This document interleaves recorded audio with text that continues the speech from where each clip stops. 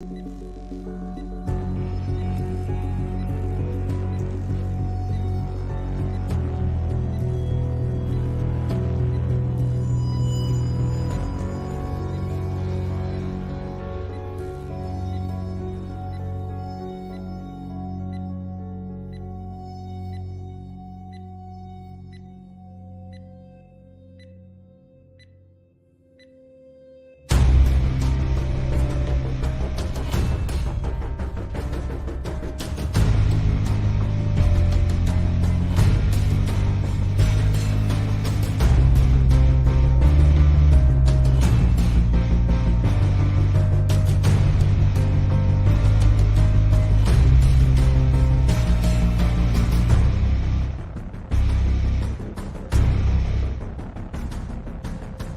dear, I think I know what this is. You see, Stan, as you get older, things that you used to like start looking and sounding like shit. And things that seemed shitty as a child don't seem as shitty. With you, somehow the wires have gotten crossed and everything looks and sounds like shit to you. It's a condition called being a cynical asshole. Oh no. Yes. And there's no known cure, I'm afraid. Everything just seems shitty and everyone starts to seem shitty and everything they say just... It stinks. It stinks. It stinks. Yes, Mr. Sherman, everything stinks. All we are is dust in the wind, dude.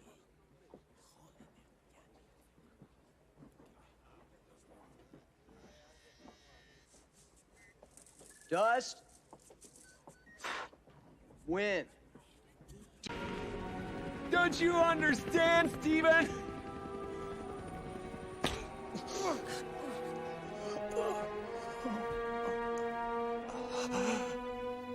Somebody has to kill the babysitter. I'm too old for this shit. Mockery. Oh, Master! I do not trust you! I cannot trust you or anyone ever again!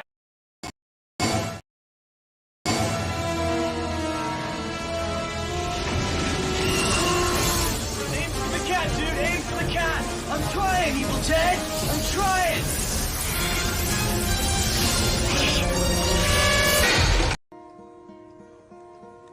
Hello, darkness, my old friend.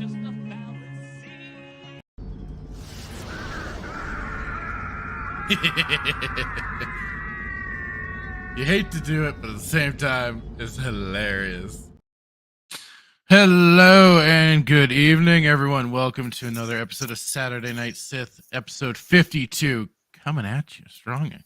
I am your host, Fractured Filter, as always, and with me, my companion, my compatriot, Mr. Darth Malgus himself, J Hitman 187. How are you tonight, sir? Oh, sorry. I was playing Fallen Order to get prepared for the episode. Sorry. I'll put it on pause. Oh, look at you doing your research. You're such a good boy. Let me just put this game on pause. Sorry, I was trying to get in the mood since we were talking about this episode. As if that wasn't just kind of thrown in there just for that very purpose to get, as Rhino would say, the seals a clapping and the news outlets a buzzing for any little bit of scrap of talk they can get. I don't know. I didn't, since somebody gave me so much crap last week for, watching videos before the show. I didn't really watch it. I was just teasing you, man. No, I know. I didn't really watch any real videos this week. I think Star Wars Theory did one about this episode. He always does episodes about like a breakdown and stuff like that. I'm thinking we may have to for the. All right, what was that? Well, I think what we're gonna have to do, just for the benefit of those who watch and for you and me, I think we just put a pause indefinitely on this series, and we just start watching Summer Vacation, because if I watch another episode of just nothingness, I'm going to lose my mind. I'm going to lose it. I mean, it's really amazing how you can go 5 episodes of a series and nothing has fundamentally happened for the plot other than basically a little bit of what Crosshair they had with him. Everything else has just otherwise been very empty, and like we said, and we've said with the previous episodes, it's only like little itty bitty bits and nuggets of what is potentially happening with the rest of the season. But they have 10 episodes, theoretically 11 episodes left, and again, they have not moved anything along. As much as I had my problems with season 1, it had more going for it than this season has. I just like, if you're going to, like, everybody knows that the new game's coming out, right? Everybody knows it. So like, why? Right. I sit here, I watched this episode, and I was like, they're gonna do a Fallen Order. They're gonna do a Fallen Order thing to it. Like I was probably like, from the minute where I didn't really register it, like when she got that little I don't know, the coin thing. It didn't register at that moment until they got to that planet where I'm like, this is a Fallen Order scene. This is 100% gonna be Fallen. Like I thought, I was like, maybe it wasn't 100% confirmed, but I was like, this is very strange. Like, why are they on this planet? And as they go through, and the minute like I saw the temple, that's what gave it away. Like the puzzles and everything, I was like, Fallen Order, because they're not smart enough to do anything on, Jedi Outcast. Well, no, what, and this is where I agreed with, because part of my notes was is that everything that they were going through was, for one, like, again, music giving me Indiana Jones vibes as they were going through the inside of the mountain or whatever. But all I got was like, I was like, so the compass is also a part of the key to the temple. Naturally, has anyone played a Legend of Zelda game? Come on. And this is also some of the things that, like Rhino was saying, is that it was basically like watching a video game. And it goes further to your point, as you're saying, of Jedi Fallen Order, another video game for Star Wars. That's all this felt like, was like, it could very easily have just been a level of a video game. And I'm turning into Star Wars theory, dude, here, because here's my theory on this. Uh-oh. What if they somehow incorporate the character from Fallen Order into the Bad Batch? Because, well, I mean, they've already been talking about the idea of incorporating Cal Kestis into the rest of the quote unquote Star Wars cinematic universe, as they're putting it now. Well, because that's all they can do is just continue to label things more after Marvel than anything else. Well, yeah, I don't know if we talked about Cal Kestis and possibly that, but I think they're gonna put him in this damn show. I mean, timelines kind of, I guess. It's still we're still, I'm still not sure exactly the timeline of everything going on, but possibly. I think even Jedi Fallen Order was only like 5 years after. No, it was longer than that. I mean, at least Fallen Order used Stormtrooper armor. There wasn't really any.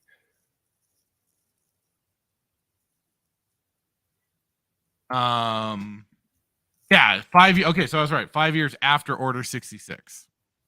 So he could potentially show up at some point if we actually maybe get a signifier on how long it's been since Order 66 and the defection of these guys away from the Empire and going on their own. So I don't know.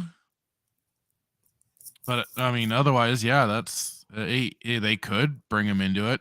But the funny thing is, like, they had that big kaiju super weapon thing.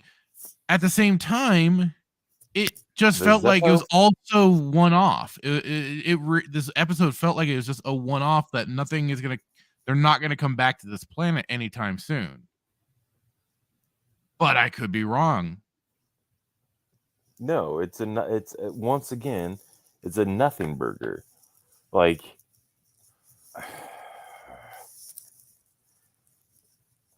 it just in this Fee character. Who? This Fee. Oh, Fee. Was that her name? I Phee, I believe is her name. I never remembered it, so because she's not important. I just didn't care, and I was kind of with Hunter and Tech. They're like, man, this person keeps yammering their dang mouth off, and I swear, Hunter, I think wanted to kill her. Yeah, I legit think Hunter was like. That's why I put the thumbnail together of I could just drop her, and we would all be okay. Nothing. Okay. Yeah. Fee. We seem to. A pattern seems to be developing with these shows. Like there are a ton of filler episodes, or not even filler episodes, because again, filler episodes I can deal with a filler episode, right? Because at least at the end of the day, a filler episode is like, okay, like it's what it is. It's filling the gaps in between, but at some point in time, it still gives you a sense of at the very end of like, okay, it's gonna go here. These last steps, I could be wrong. I'm not the smartest, I don't know, a critic or analyst out there, but like these episodes, like it is not problem. The story. I think part of the problem is that they've structured, or at least given the idea that each of these seasons is supposed to be one big overarching story, right? So it feels very disjointed when you have a bunch of nothing burger episodes where it's just that filler to pad for their episode limit or whatever. So instead of actually, furthering develop, I mean, I guess they are trying to do world building in their poor way that they do, but it's more just comes off of as referential. Like it is Jedi Fallen Order. The big thing looks like those robots from those rooms when you do the force power puzzles. So it just doesn't have that same effect as something. I don't know. I'm trying to think of a better way of putting it, but what do you mean like war building? Because again, just adding, meant to be fleshing out their world and adding more lore to God. I gravitate for Disney's Star Wars, because we all know that this has no place within canon. I'm just saying for their established quote unquote Star Wars universe. I sat there and like I said, every show I try to remain humble and say, I don't know as much as Mandalore, OG, Tim, but I've never heard of these. I've never heard of these planets and these systems that this Fee character talks about. So it's definitely it's again maybe in the Filoniverse, but I don't think they're I don't think it's canon. I could be wrong, but I've never heard of was the Trinity system or the Tanar? I didn't catch it. I didn't care to write it down. It's funny. That's what the sound my brain makes when I watch these episodes. It's like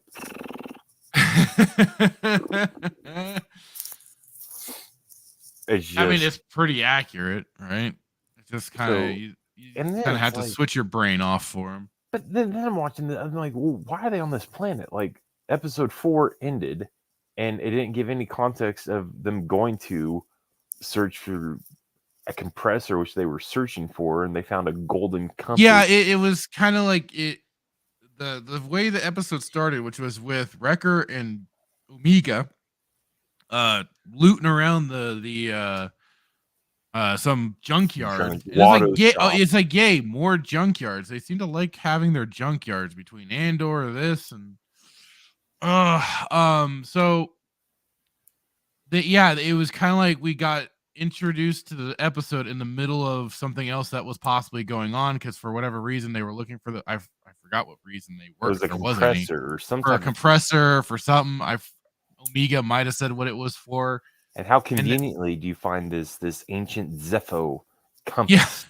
at a The junkyard. little compass is out of nowhere. You know, it would have Meanwhile- made more sense. You know what? This would have made more sense if they're back on the Coruscant and Luthen's shop to find that compass. Would have made more sense. Yeah, And then that they probably could would have have- made a little more sense. And then the shills could be like, "Oh my, it's Andor and Bad Batch. Yep, Get him, Ray." It would have made the Sarlacc brains very happy. Yes. No, that would have made more sense. I could almost deal with it. Okay, they're going to go to Coruscant under the guise of, I don't know, and they're going to go to Luthen's shop and find this, you know, golden compass from something C.S. Lewis wrote. Not, you know, Narnia or Gold. Wasn't the Golden Compass a movie or something? I don't know. I think there was a movie called The Golden Compass. Yes. It's just very in a drawer, no less. Like this is the Zepho is supposed to be this ancient. Yeah, they just someone said that they rival the Rakatan as far as being around as long, like being ancient, as like, long as the I think, yeah. And I was like, the Rakatans were like the first. Yeah, Like, because that was the God, what was not my opinion. Bane found what was in Revan found them. Well, Revan was one of the. It talks about in the Bane books. Yeah, well, because that's the Rakatan temple that Revan found on. Oh God, now I'm forgetting the planet name. It's a blue planet. Ocean planet. Starts with the A, doesn't it? Abor. It's like AB something. I thought. Anyway. Yeah, that's that. But that this was guy's like the planet where the Starforge was and stuff like Yes. that Revan had acquired, and that was originally Rakatan technology. Was Zepho in canon? No. Okay, can you DM? Pretty sure. Can you DM Star Wars Theory and maybe flesh that out? Because I think he was talking about the Zepho, and it's like, who did he? And that's another thing that irritates me, mind you, since we're just on the subject. Like, shout out to OG Star Wars. If she ever watches our show, maybe not, but shout out to her because she made a great post about staying away from Wikipedia. Yeah, I and I half the time I wonder if like these guys are going to Wikipedia and getting this information. And here's the thing: I'll be humble and I'll admit, years ago I did go to Wikipedia. I think you and I had conversations about Wikipedia, and then I think it was brought to our attention, or somehow we found out that the mods are Disney shills. Yes, this one right here. So OG Star Wars said Wikipedia is not a good source. From my experience, those who hate the original EU cites Wikipedia, which I've found so many errors. It's not a reliable source. Yeah. Because this all kind of just started with this guy, and I saw this guy's post, and I was like, I'm not dealing with this crap. I didn't see the post. I just because he said, Am I wrong when I assume most people arguing for the expanded universe over the new canon have barely read any of it and just watched epic 3-minute lore videos on YouTube about badass grimdark Sith and mean Yuzong Bong? In an ideal world, Star Wars fans would actually engage with Star Wars publishing media rather than just engaging with people who have engaged. Good Lord. Article on Wikipedia written by someone who's engaged with the media. He certainly likes the word engaged. That's the word of the day. When was this? Right? What day did he write this? Because January 26th. Yeah, that was the word of the day. Engage was the word of the day. And see how you could learn how to use I it. couldn't help but think that even these people were doing a bit of projecting when they were talking about this. But yeah, like OG said, it's just Wikipedia would be more like you could use it for trying to get the Disney lore, and we've brought it up on a few occasions on here. But that is mainly just to clarify the Disney lore, because that's what's going to be mainly talked about and potentially more accurate on there than expanded universe content. Well, and then I'll give another shout out really quick since you started shouting out people. Hate him or love him, EU Commando is a guy that I follow. That guy, I'm assuming he's a guy. Hopefully he's a guy. If it's not a guy, I apologize. But here's OG Star Wars' YouTube page. Go check her out. Yeah, OG Star Wars, check her out. She's solid. Allura. And then EU Commando, man, he did a post where he was saying that like he's not read every single EU book, but he's gone to like 70. And I don't know. Oh, damn. I can't even tell you. Like, I know how. Like, I don't know the number of how many. Like, anytime you read, and this is how you know you're a true Star Wars fan, by the way, unless you know how to like turn pages, which I don't know if Disney fans know how to turn a page in a book, because I don't know if they know how to read. But when you go through EU book, it gives you the timeline and everything. 70 books this guy, EU Commando has read 70 books. That is amazing. I have read probably a fourth of that, maybe. I've barely scratched the surface myself, because for sure. But to be honest, like that's a huge. I mean, that's huge. 70 books. Yeah, totally. EU, like, so it just basically it means that we just need to step up our game. But the books that I have read, I have that's where I get a lot of my knowledge from is books, and then obviously, you know, Tim, which I think I tweeted. I don't know if you tag people on Twitter, but I at Tim from Open Airlock and said, when are you doing another EU expanded university? Because I mean, the first one was so much fun, and I had no idea that was Ryan Cannell that he had on the show. Oh yeah. I didn't know at the time. It was. I mean, my goodness, was it a year ago? I don't even know how long ago it was when he first came out with that. I want to say about a year ago, or maybe it was during COVID. I don't remember, but it was super fun, super knowledgeable. That's where I learned about Vector Prime and the 21 books that I have yet to read, just within that story arc. Like I knew it was I knew the whole Yuuzhan Vong thing too was a really big arc and everything. There's a lot that went on during that time period, but I just didn't realize how big it was, especially once they started diving into how many books there were for it. I was like, holy heck, because they were just talking about the books. On top of that, there was comic books released for it too. Well, maybe I think he said that maybe it was supposed to be 21 and they got it in 19, or maybe it was legit 21 books. But yeah. Moral of the story: don't go to Wikipedia. Right. Exactly. Shilling out those links really quick for both OG and Open Airlock. Go grab it. Go check out their channels for sure. Yeah. So, but this is the. I mean, I say I have issue with it, but I shouldn't really expect less. But like, the Zepho being brought into this episode when the Zepho wasn't canon. To my knowledge, like I'm 92% sure the Zepho wasn't within Lucas's. Okay, there's only one canon though, because that's what irritates me. Like we say this Lucas canon, and the Zepho is purely a Filoni verse. Well, it's not Filoni. It was just basically specifically, I think, created for Jedi Fallen Order. But they are part of the new the mouse's continuity, basically. It's the Filoniverse because it was created after Lucas bowed out, and by bow out I mean was forced out with a gun to his head.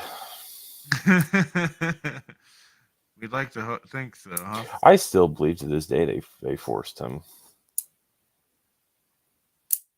Yeah, I mean, and why the Indiana? You brought up an interesting thing that I want to go over to try to lower my blood pressure. But you mentioned very Indiana. I'm not Indiana Jones guy. PSA, okay. Like not that I don't like it. Like I have fond memories of just watching the first two with my dad. Yeah. When I say I'm not Indiana Jones guy, it means I don't know a lot about it. Right. Right. So. You had mentioned very Indiana Jones-esque music this episode, but right. Boy, howdy, was there a lot of Indiana Jones Easter eggs in Luthen's shop. So what is it because Kennedy, they had the egg from the Temple. I called it out. They had like the egg from the Temple of Doom. Oh, that's right. It was supposed to be the little like rocks with the three lines on them. Yeah, that's right. So that's right. Are they doing this because are they doing this because Kathleen? George Lucas and Spielberg both created it. They wrote it. Mainly Spielberg directed it. So directed the 4 movies. But Spielberg gets the credit though, even though Lucas helped with it. No, it depends. Oftentimes the movies people don't like, Lucas gets the blame for, and then all the good ones, Spielberg gets all the praise. So is it kind of like Bob Kane and Bill Finger? Like Bill Finger created Batman, but Bob Kane gets the credit. Right. Same thing with Stan Lee and Steve Ditko. Steve Ditko created Spider-Man, but Stan Lee gets all the credit because just because he just happened to be like the face of Marvel and everything.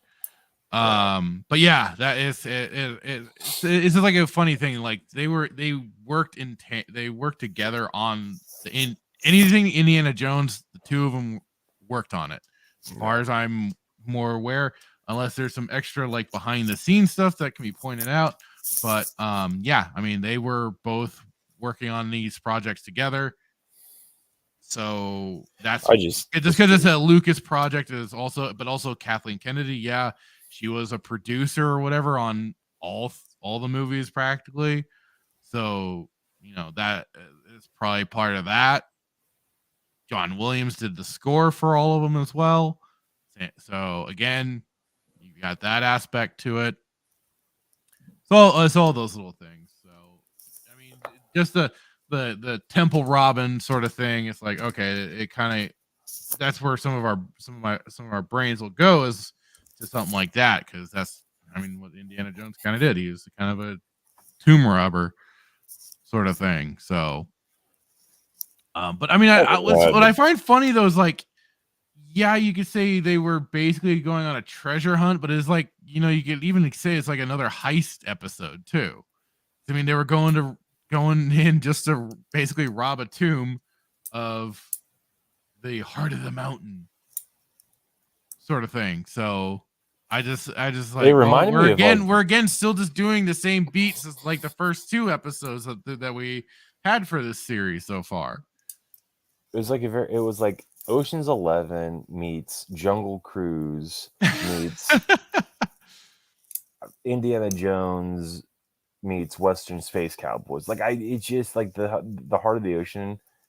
It was two things. It was like Jungle Cruise or Tarzan is what I thought about. And it's really, yeah. See, like when they were doing that little like puzzle part inside, and it was the whole like, oh, how are we supposed to walk on the ceiling?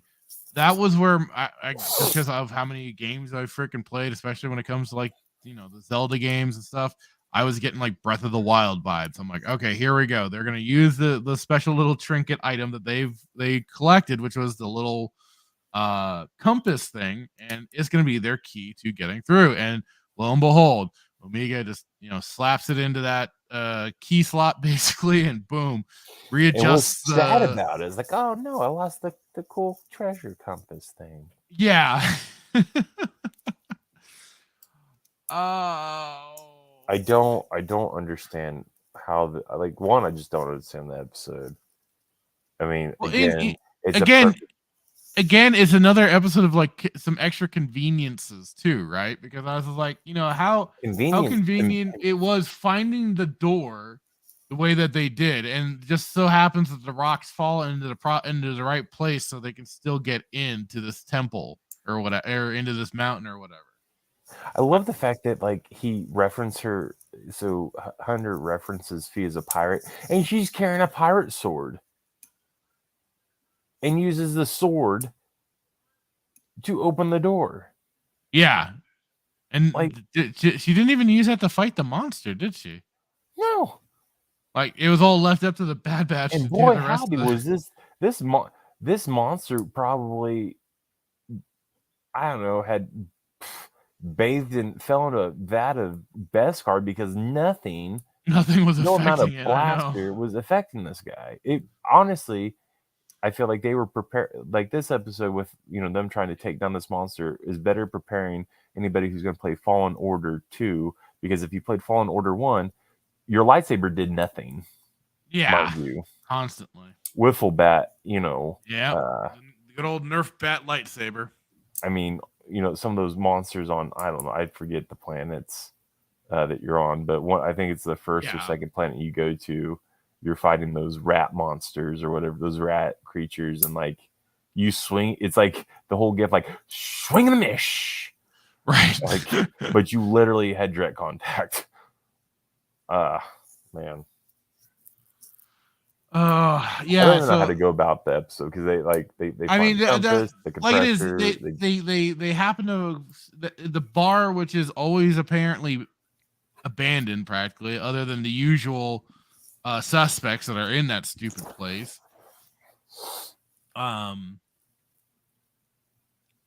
We had Fee, who was just running her mouth about other whatever pirate missions or whatever she's done. Again, Hunter wanting to plot to kill her, I think. They discover that thing is a compass. When I was like, it looks like a metal detector. But I swear to Christ, like they cannot seem to be able to actually exert any authority over Omega. They just let her run wild. I'm just like, can you put a leash on her, please? Rein her in a little bit. They're just kind of let it like they are probably the worst. I love how Rhino keeps referring to this as another like babysitters in space, but these are like some of the worst babysitters you could ask for because they do nothing to, again, like I said, exert any kind of like authority of the situation as being the adults in the room and telling her no. They just kind of let her do whatever she wants, being influenced by more, disreputable people. It's like, yeah, winners here for sure. And yeah, they basically fly to that planet, conveniently get in. They do some Legend of Zelda puzzles in the inside the quote heart, going for the heart of the mountain. They got conveniently separated for a short time and then conveniently met back up with each other. I mean, it basically like that monster that you talked about. It was like our monster of the week also for the episode. Other than then we get the big mecha kaiju thing. Is that a Godzilla reference? Yeah. Okay. So this is where we get the little tidbits, probably, right? Of because Tech was doing his scans and talking about how this is predating the Republic, and it's like, oh, we're getting the High Republic drops. Is that what's happening here now? Basically, then like I said, they got conveniently separated, conveniently met back up.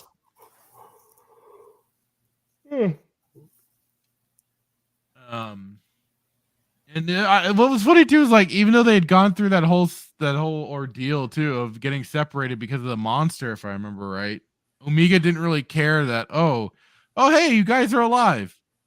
No, none of that. Just like, oh hey, get over here. We're still figuring this out.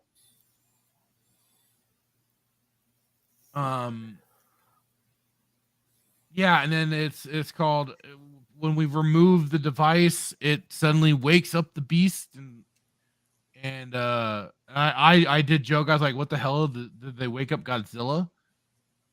And then when I saw the big walker thing, like once it finally, and what was funny too was like one of the music cues while the thing was rising up from the dirt and everything from the mountain. The music sounded like music from the Godzilla 2014. I don't know, it just did. That's probably why I started getting Godzilla vibes. But the big walker thing itself, I thought looked more like some of the weird robot creature things from the game Horizon Zero Dawn. They had like these big brontosaurus looking things too that this looked like. Until then I started seeing the way it was designed. I'm like, oh, wait a minute. This is looking like some of the stuff from Fallen Order. And then basically, yeah, they realize that they have to stop the creature from further destroying an already burnt out planet. But their main concern was it potentially, which happened to be going towards the path of their ship. And that was their main concern, was stopping it before it blew up their ship so they could get off the planet again. Plug the device back in, which happened to be overcharged because it was in the middle of the beast itself charging its blast again.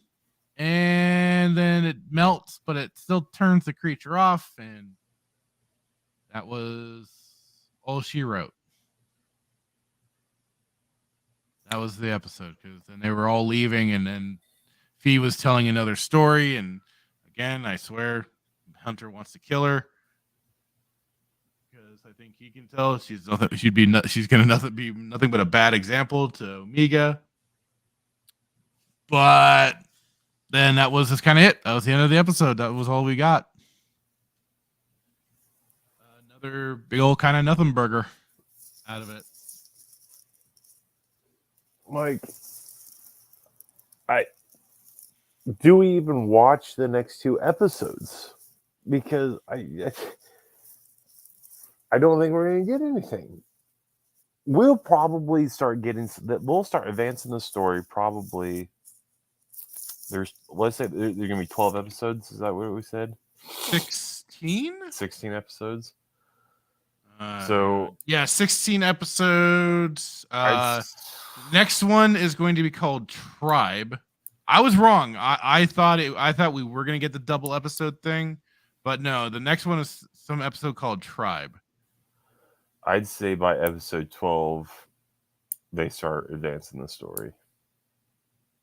That's completely wrong. I don't know. Maybe not 12, but maybe not the next episode, but maybe 7 and 8 is where they finally, because that's going to be the double release, February 8th. And those episodes are called The Clone Conspiracy and Truth and Consequences. So I'm guessing 7 and 8 is where we're going to finally get something moving, but then it's probably going to immediately fart off the cliff and we're going to go right back to filler episodes. And then March 1st. Tribe. I wonder if this next episode is if Cody meets Cut on that planet. I don't know. You remember it was the clone called Cut. There was an episode in the Clone Wars where he was a defector and they got pinned down by the Separatists and they went to this village and that's where they met Cut Lefroy or Cut I don't know his last name, but he's a clone and apparently he was in contact with Rex or knew where Rex was, and I wonder if Cody's I wonder if that's gonna be an episode where Cody meets up with this Cut guy. No, because maybe they do meet up because I mean that was in season 1 as well. Yeah, of Bad Batch where they met up with him. Not was it not Clone Wars? No, it was Clone Wars. I know. I'm just saying they also had that clone in the first season did they? Of Bad Batch, and they left the planet because of when the Imperials were taking over. I just had to look it up right now because I was like, wait a minute, which one's Cut? Yeah, Cut LaQuaine. That's when that's when they left. They left the planet, or they find Quinlan Voss. Cody finds Quinlan Voss somewhere. I don't know. Cody has to at some point in time come back. They're not going to write Cody off. Like Cody's going to be in the Ahsoka series. I guarantee it. In some type of capacity. Possibly. And they've done such a great job of like not killing off Quinlan Voss because I still to this day believe that Quinlan Voss was in Kenobi in the Inquisitorium. What do you call them? They had all those bodies in the stasis field. We'll find that photo and share the screen. But or to your point, they're just gonna fart around. But wouldn't it be something if Cody goes off and finds Rex? I mean, it's possible. It could come along at some point. I don't know how strong that thread they really want to follow. Well, Filoni himself, I'm not going to quote him, but along the lines says that Cody had I watched an interview where he said like Cody has a purpose or he wasn't going to kill. I have to find the interview that I watched like 10 seconds and it wasn't him talking. Thank goodness. Cause I can't stand when he talks. Like I mentally like it's how you, it's kind of like, I don't know. I don't know how you like the mechanic from Book of Mando so much, because that's kind of like on the same lines when I hear her voice.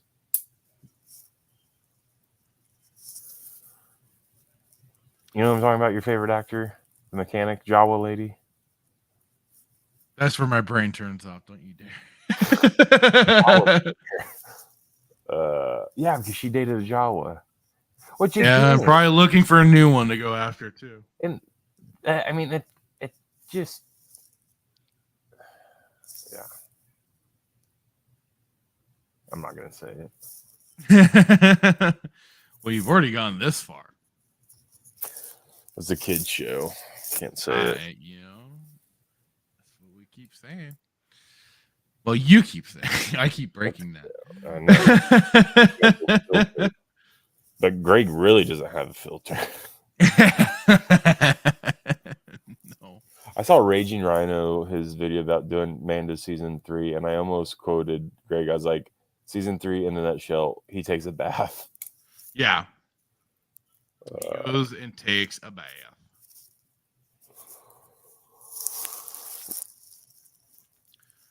Oh, lordy. I just don't even. I'm not gonna rate. I mean, this episode's. I mean, it's so hard to. I mean, at this point, what's to really rate about the episode itself? That's the problem. It was just that. It was just a blank filler episode. It served no real purpose. I mean, the only thing we could grasp from it is that the Bad Batch can go and do independent missions. They aren't totally beholden to Sid, but I think we already kind of had that idea anyways, that they wouldn't be completely beholden to her. They could do their own thing if they chose to. So that isn't really much to go on. So it's just basically filling in the blanks for, Disney Star Wars themselves. Yeah. Basically writing the story for them instead of, them writing the damn stories and entertaining us with them.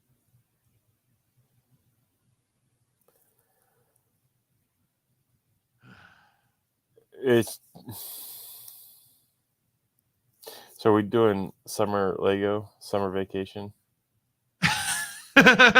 next week? Is that what you said? I will concede that maybe we will give Bad Batch a break once Mando season 3 hits. I think it speaks volumes to how, like, I don't think they're capable of. I don't think they know how to write. I mean, monkeys throwing their feces at the wall would put together a better script than what these people have been piecing together.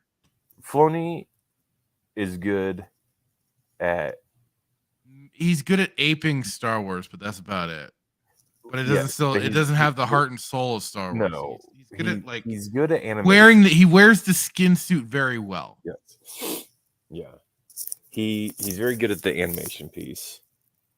Right. Which at this point though, is like they've had what 10 plus years to perfect this style of their animation.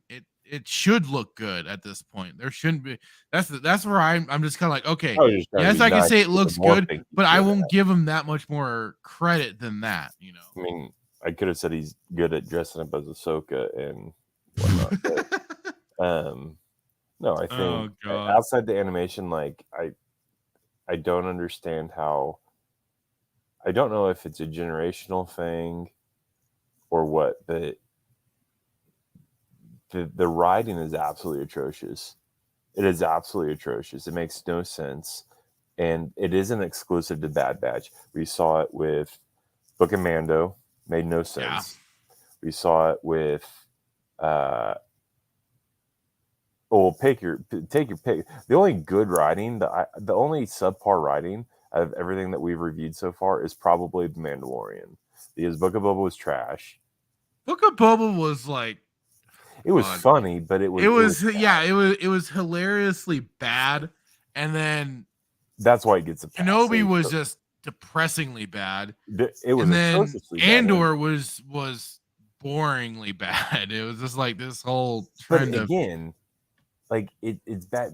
It's so bad because these either it's Bob Iger or Feige's doing Marvel, but Filoni, I don't even know, Kennedy, whoever is pulling the strings with if it's Kennedy, you know, you hire people like Joby Harold. This guy, you know, came out and said that Obi-Wan didn't know that Anakin was Vader. When you watch Return of the Sith, it clearly he very well and knows these are that. the guys that you're hiring, and Yep. it's just I don't know if it's like if they're like it's like, oh, they're not going to catch. We could do whatever we want, and we can save money on hiring these writers out of Nowheresville because the fan base loves it. So we don't have to spend money on investing on good directing or whatnot.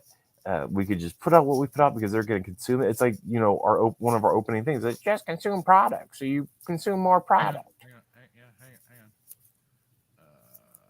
on. Don't ask questions. Just consume product and then get excited for next products. Bam. You know, it's so mind-boggling. So it's at this point in time, it's like good on Star Wars Theory for everything he's done and what he's accomplished. That's huge. 6 years doing his channel, like, you know, I'm happy for the guy. But I do not agree.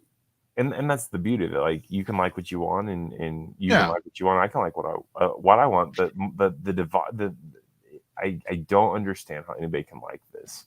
I do not get it. If you are not beholden, but if you're a true Lucas fan, which I know Star Wars Theory is, and we've talked about those multiple times on the show, and I'm not trying to make the show all about him, but I do question like some of his views on the Star Wars side of stuff. But it's like, how can you like this? Like, this is trash. This is worse than trash.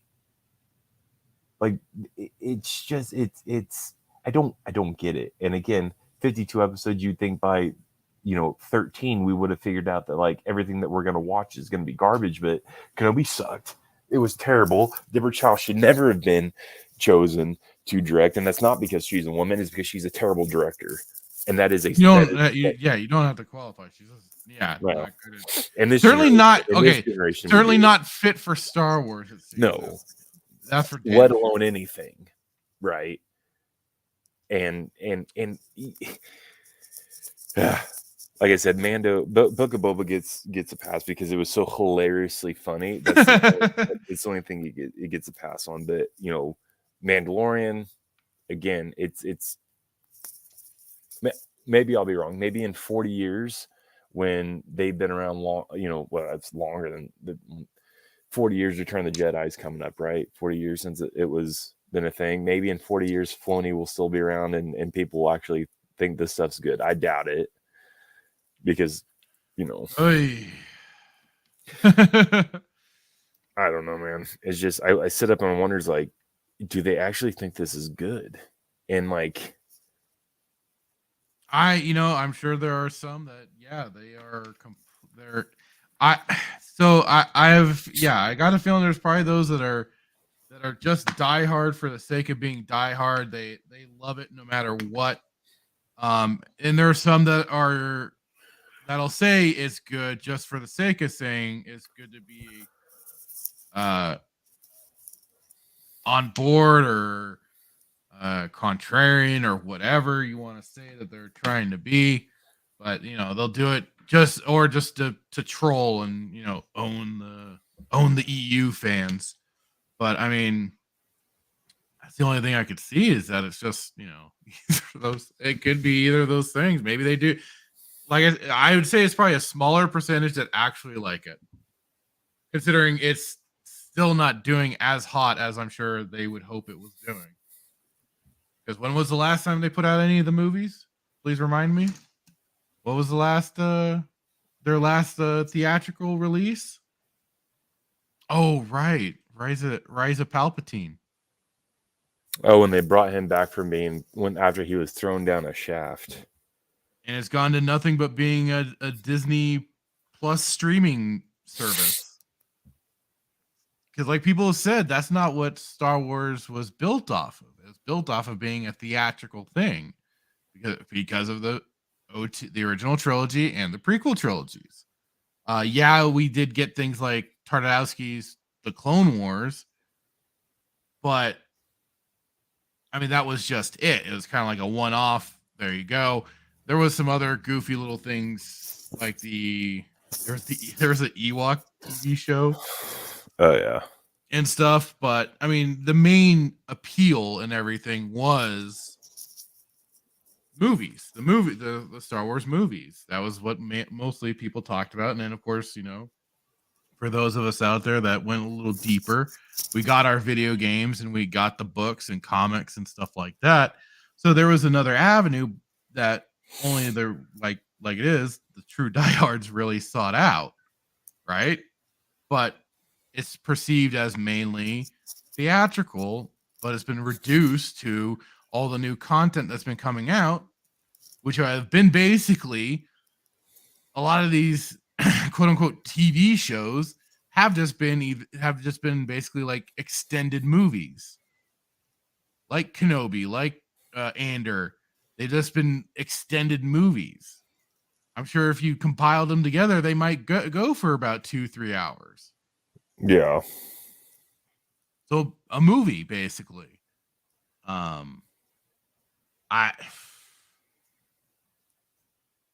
don't know, man.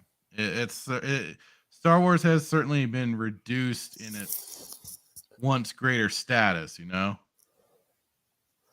saw a tweet earlier, and I put it in our Discord, but it was basically saying that if Disney goes the route of doing Heir to the Empire, it will be the last nail in the coffin for Star Wars. Let me see. And I 1000% unequivocally agree. If they go that route, this will be the last nail. And again, I say that because I'm biased, and Heir to the Empire is one of my absolutely favorite books. Which one is the one from Lucas Star Wars girl? Yeah. All right, hang on. Which I don't know. I mean, she seems pretty solid from most of the stuff I see. I think that's the one.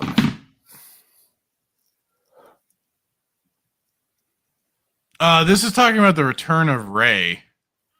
Not that one, then. There's another one. That one I did want to cover too. Well, maybe I got mixed up. I think, yeah, that's the one I was talking about. So I sent two. There was the Heir to the Empire, but if they bring her back. Yeah, where's the Heir to the Empire one? I put it in there. I thought maybe Doesn't look like I'm seeing it. I see the other one that you posted, which was the top 10 Jedi thing, which we can get to in a moment. Oh yeah, well, a little bit. I'll have to find it, but it was, I think, Darth. I'll have to find it. Oh, because this is saying the same thing. We're saying what you just brought up. Yeah. Nail in the coffin, which I thought. Yeah, a lot of people speculating about the return of Rey in either a Disney Plus series or the next Star Wars movie, possibly the Lindelof one. If so, it's the biggest slap in the face possible to the old school fan base and the final nail in the coffin for Star Wars. I think the nail in the coffin came a long time ago, personally. I think The Last Jedi was kind of the last nail in the coffin for a lot of people, and then even more so when they fired Gina Carano. When they did that, that was for a lot of people, for an additional bunch that's called done, for such stupid reasons too. So that was like I was saying, I don't know how many people are really feeling all that invested in Star Wars right now. It's a lot of apathy really going around at this point. At least from what I've seen. I don't know what you can say to that. If you've seen the same or different. I think she's just probably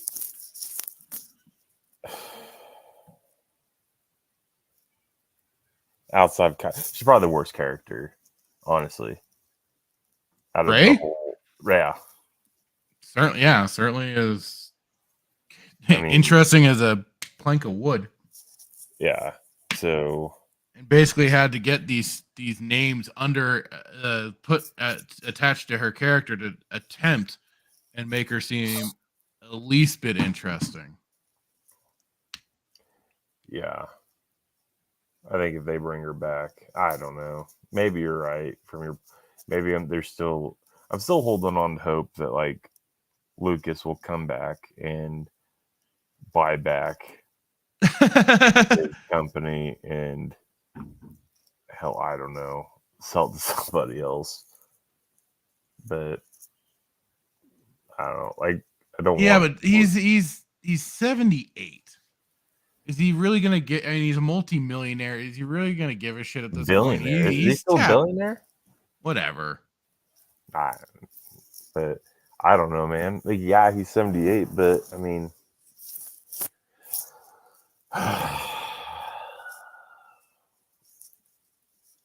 mean, you'd basically be having to like hire on completely new people to.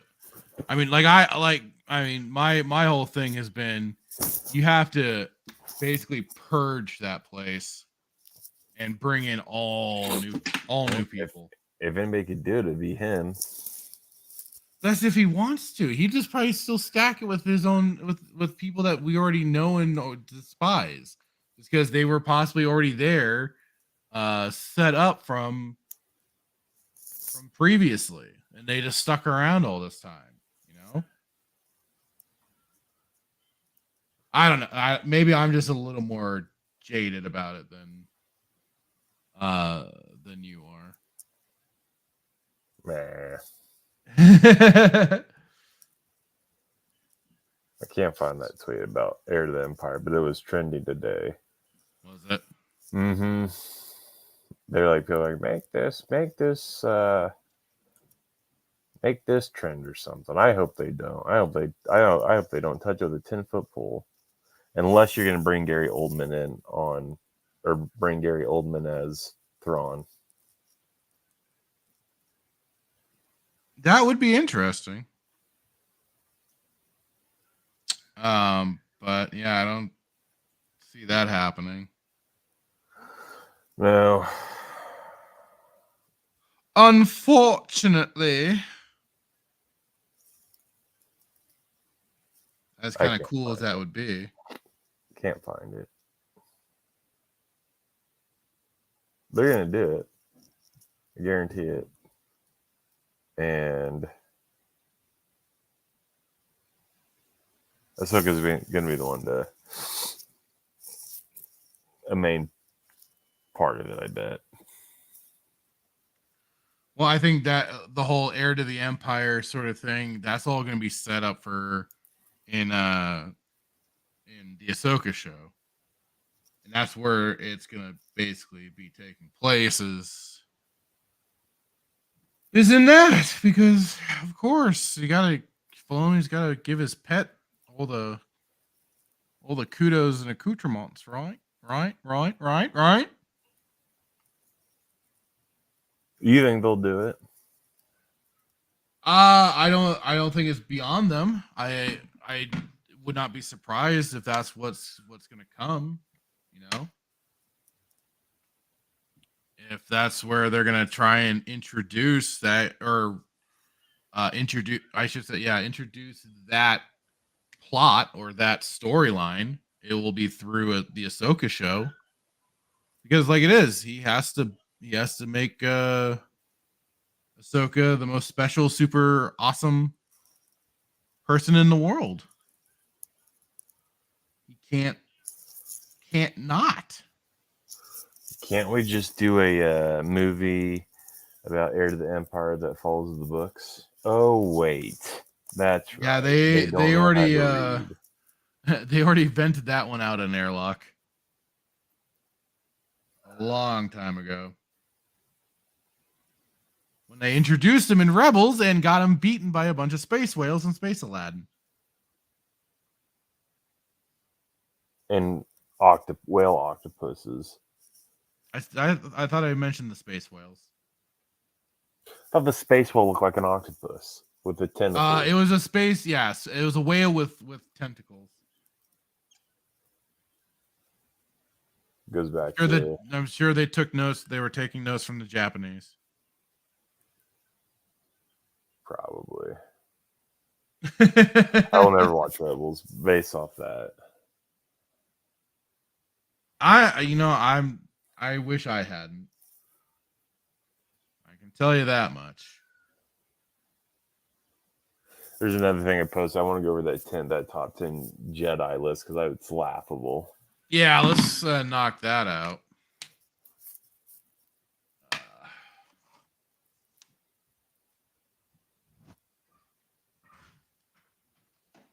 Sorry, just kind of doing something really quick too. All right.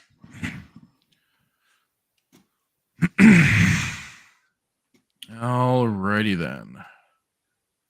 Whoops. Okay.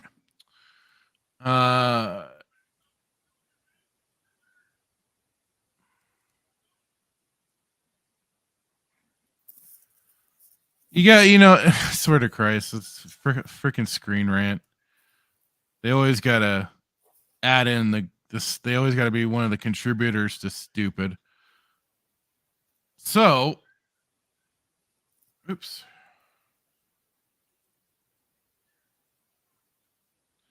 Brought to you by the Twitter account Sierra Whiskey 9. Go check them out. Good fun. Yeah, so Star Wars ranking the top 10 most powerful Jedi. So with this list, you've got Yoda, Luke Skywalker, and Rey at number 3. But I mean, she has Force, what is it, Dyad and whatever the crap. So isn't she already like the most super duper most powerful Jedi? Because she's all the Jedi. She's all the Jedi, right? Obi-Wan Kenobi, Mace Windu, Qui-Gon Jinn, Anakin. Wow. Anakin's done at 7. Kiadi Mundi at 8. 9 is Kit Fisto, and 10 is Luminara and Dooley. I mean, if you are going, depending on what you're basing this off of, you could get different results. Because, I mean, with Disney canon, Rey is the all-powerful.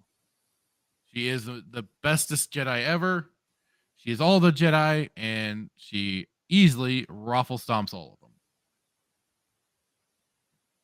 If you exclude Disney canon, and if you are, say, just going off of the original trilogy, I would say this would be a very different, or original trilogy and prequel trilogy.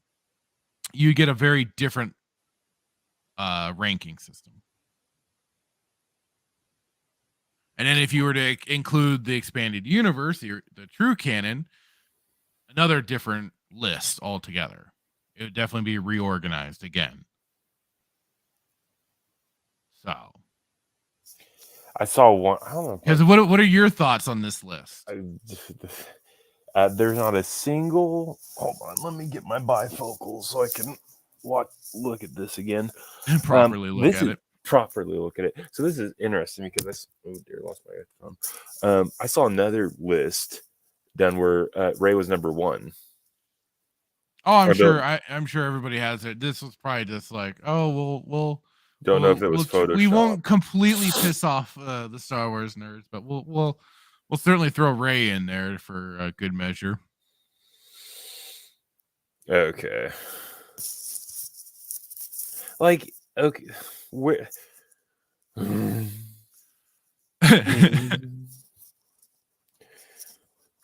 Let the hate flow through you. So you have Mace Windu at number 5. Out of all of these, number 5, Mace Windu on 5, and Mace went up against Palpatine, and he didn't beat Palpatine. I read this article. So that's the big question, right? No, and the guy that I was, people were getting this. This guy was like a Mace Windu advocate. He's like, Mace beat Palpatine in that fight. I'm like, no, he didn't. He's like, what do you mean? Mace had his lightsaber over Palpatine. I was like, yeah, that was a intricate part. Like he needed to do that.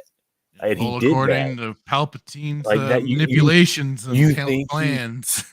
you think Palpatine was just gonna let him kick him in the face and like throw it? Like no, like that was an intricate part of that whole plan. Like he was banking on the fact that he needed Mace to be on top of him so Anakin would see what Palpatine was saying to Anakin. Yep. I was right. The Jedi are trying to take over. But you're Position just right. Position just right. Right. But you're gonna put him on number 5, like, and like in the Kit Fisto. Like I don't know anything about Kit Fisto. Well, these are all Kit Fisto. I think he was kind of the same level as Mace. Just he was, I think, trained by Mace, especially with the pod. But Qui-Gon Jinn is like the Sean Bean of Jedi. Like everybody gets so excited when he has an appearance, but he gets treated like really like Qui-Gon. And again, I need to reach out to Tim and OG and get their thoughts, but I feel like Qui-Gon would have been the only Jedi that could have kept Anakin from turning, in my opinion. Maybe that's a lot. That's not just theirs. That would be a lot of people's opinions too. Is that Qui-Gon was probably the right steady hand to help guide Anakin down. Again, if prophecy is prophecy, and it will be, I don't know. I really want to ask George about that. Like, hey man, like if anybody could have kept Anakin from turning, would it have been Qui-Gon? Right? Because you look at all the facts and everything and what Anakin needed. Anakin needed a father, and what was Qui-Gon to him? And it's like he felt that he filled that father. But you're gonna put him on number 6, like, well, he got beat by Darth Maul. Like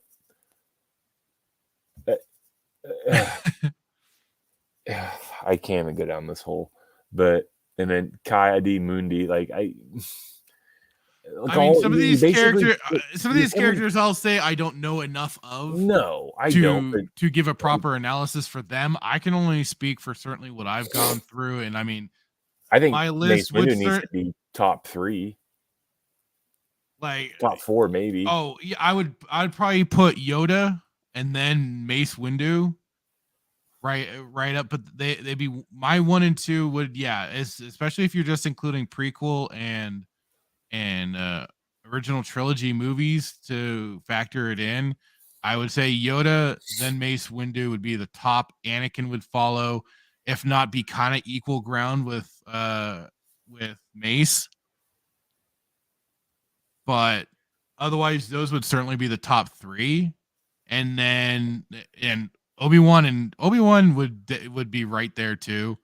So he would still be probably the 4th slot. I've never seen Luminara and I've never outside the. Like I said, I'm not like it is. I'm just saying off of Screen Rant basically was taking Jedi that everybody know from the Clone Wars and stuff like that. Clone Wars, the prequels, and the original trilogy. Yeah, but I mean, of course, everybody puts Yoda number 1, but I think nobody really realizes how good of a and Luke would be down. But I mean, if you're doing it off of the expanded universe, then Luke would probably be on top. Yes, just because I mean he was the one that led the Jedi down a new path, and he became crazy powerful. He was the only Jedi that was able to marry Mara Jade. He locked that. He locked that down. He locked that down real quick. And was the only one that that I think Talon Card actually kind of liked. I think they kind of had. Yeah, I think they kind of had like a big mutual, not a begrudging respect, but a mutual respect. Yeah, like and he's also the only Jedi that Sabayoff was fascinated with. This is true, but I mean, technically, Luke was the only Jedi at the time. Well, that we know of, or was he? Yes, that we were presently aware of. He was, at least for the era. Top 10 Sith. Let's do this because top 10 Sith of all time, sort of thing. Most powerful. I don't know if most powerful. Are we including EU content then? Yep. Yeah, we'd have to. Yeah, have to. Unfortunately, I don't like the character so much, but Vitiate Valkorion would probably end up being power scaled above a lot of characters. Unfortunately. Really? Unfortunately, I don't Well, like from what saying theory? Because there's a theory that says Vitiate that he was actually, Palpatine. Yeah, I've heard that. I think you told me that. So he would unfortunately like power scaling. He'd be probably one of the tops. I could be wrong, just because again I have not gone through every piece of EU content. I could be wrong, but that would certainly be. He'd be probably one of the tops. I would say. I don't know where Darth Krayt would fall. I don't think he'd be number 2. He'd certainly be right. He'd certainly be up there, considering like then he had that like crazy Yuuzhan Vong armor stuff, the parasite armor that he had on, and just what was going on with him in general. But I mean, then I'd get a little biased and throw Bane up at number 2, probably, followed by Palpatine. Although, do you think Vichy is more powerful than Palpatine on a power scale? Yes. Just from playing the game. Just from playing the game and what the character accomplished and stuff like that, his power and manipulation and stuff like that would. They really designed him to be Palpatine-esque, but like they were trying to really make sure, hey, our ROC is totally OP, bro. So I'm a Sheev guy. Yeah. I mean, I'd put Sheev much. If I wasn't including Vitiate, whatever. So you're not including Vitiate. Is he number 1? Palpatine, yeah. Although I started thinking about Plagueis. I mean, considering all that he was accomplishing through manipulation of the midichlorians and stuff, he was a force to behold. But he was. You know what's funny? I look at Plagueis. I don't know. Maybe not. It's hard to imagine his fighting style. I forget what fighting style Plagueis used. I don't know if it was Form 2 or Form. Yeah, I don't recall. I have to go and read the book, but I always think that like Plagueis had. What if Plagueis had the same form as Dooku? Because when I look at Plagueis, like he's cultured and he's not necessarily of nobility, but like people know like he's maybe I guess you could say nobility, like his he came from the banking his banking clan. But in the book, at least, like Plagueis knows how to fight. He took on like 8 guys and got his jaw sawed off by flying discs. But if you're not including Valkorion, who is number 1? Plagueis or Palpatine? Yeah, I'm kind of up between Plagueis and Palpatine as being kind of in the number 1 slot. But then again, my bias would possibly also show and throw Bane probably up at the top, considering his revelations with Rule of 2, just his lightsaber combat abilities. Are we doing this specifically off of power or manipulation, or just everything all encompassing? Because if we're doing that's kind of the thing, because it's hard. The Sith. I would, that's the thing, because this is where what my brother and I have talked about. It's like when it comes to the Sith, especially, it's like every time they lose their fear, that's when they get taken down. Yeah. That's how Plagueis got taken down. He lost his fear of being overthrown from Palpatine. He got comfortable. He was okay. He was thinking that, oh, this will be the way it's gonna be. Palpatine, to agree, lost his fear. He didn't think that his own apprentice would ever betray him. So look what happened there. Bane, on the other hand, that was his whole motivation, was training Zana to be his better and stuff like that. He never really lost the fear. And that's why he kept striving and even tried to learn the essence transference technique. So he if he had to, he could acquire a new body. and he never really was taken. He really never won. I have my own headcanon with that. It's like no, he never died. Right. But it's not because it doesn't implicitly say it in the book. No, it didn't say it in the book, but Karpyshyn did give confirmation that yes, Bane got beat. Not in the book, I know, but he confirmed it outside of the book, so I take didn't that hear for it. what you will. I never heard him say it. So like I say, I mean, for the Sith, the way the Sith operate, I mean, I guess it depends on which Sith order. If you're talking about the Bane Sith, which would be from Bane onto Plagueis and Palpatine.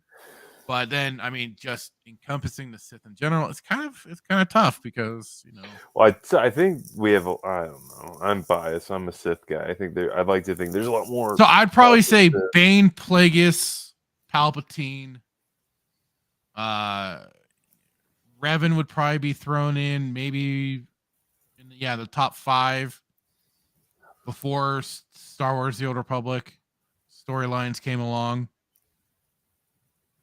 Then you could throw Kreia would be right up there. Although she was more, I wouldn't say hers was power.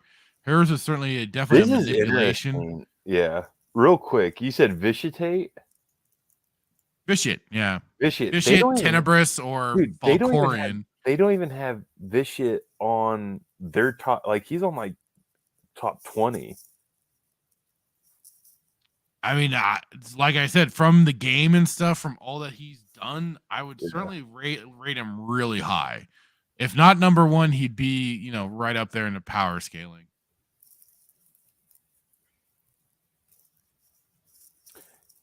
You're not going to throw Exar Kun in the mix? Oh God! See, there's so many. I don't think you can.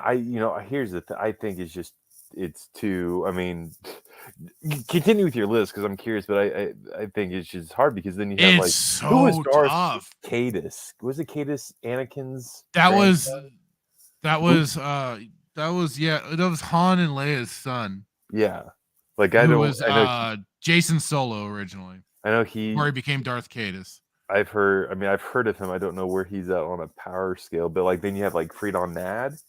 Yeah. I'm not too. I've heard. Did you mention Talon? Darth Talon?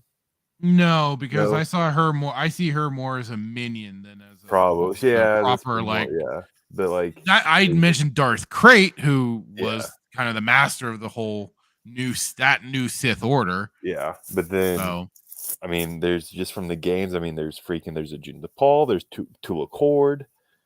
Yeah, there's so many, and like I said, for the Sith in particular, there's Mark Aragnos. Right, it's really weird. It's like where do you? I don't know how you go off of.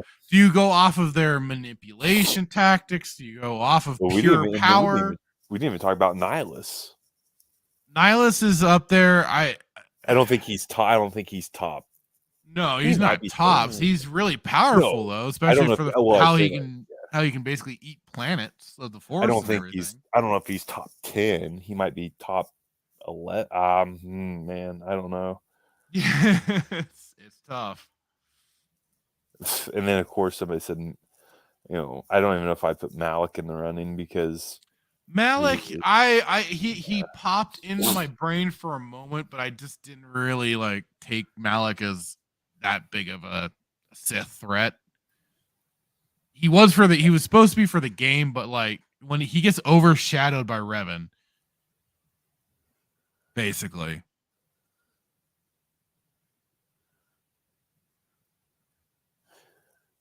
Let's see. I don't know. I don't know. Ooh, what was I gonna say? Where did I go? God, there's so many. I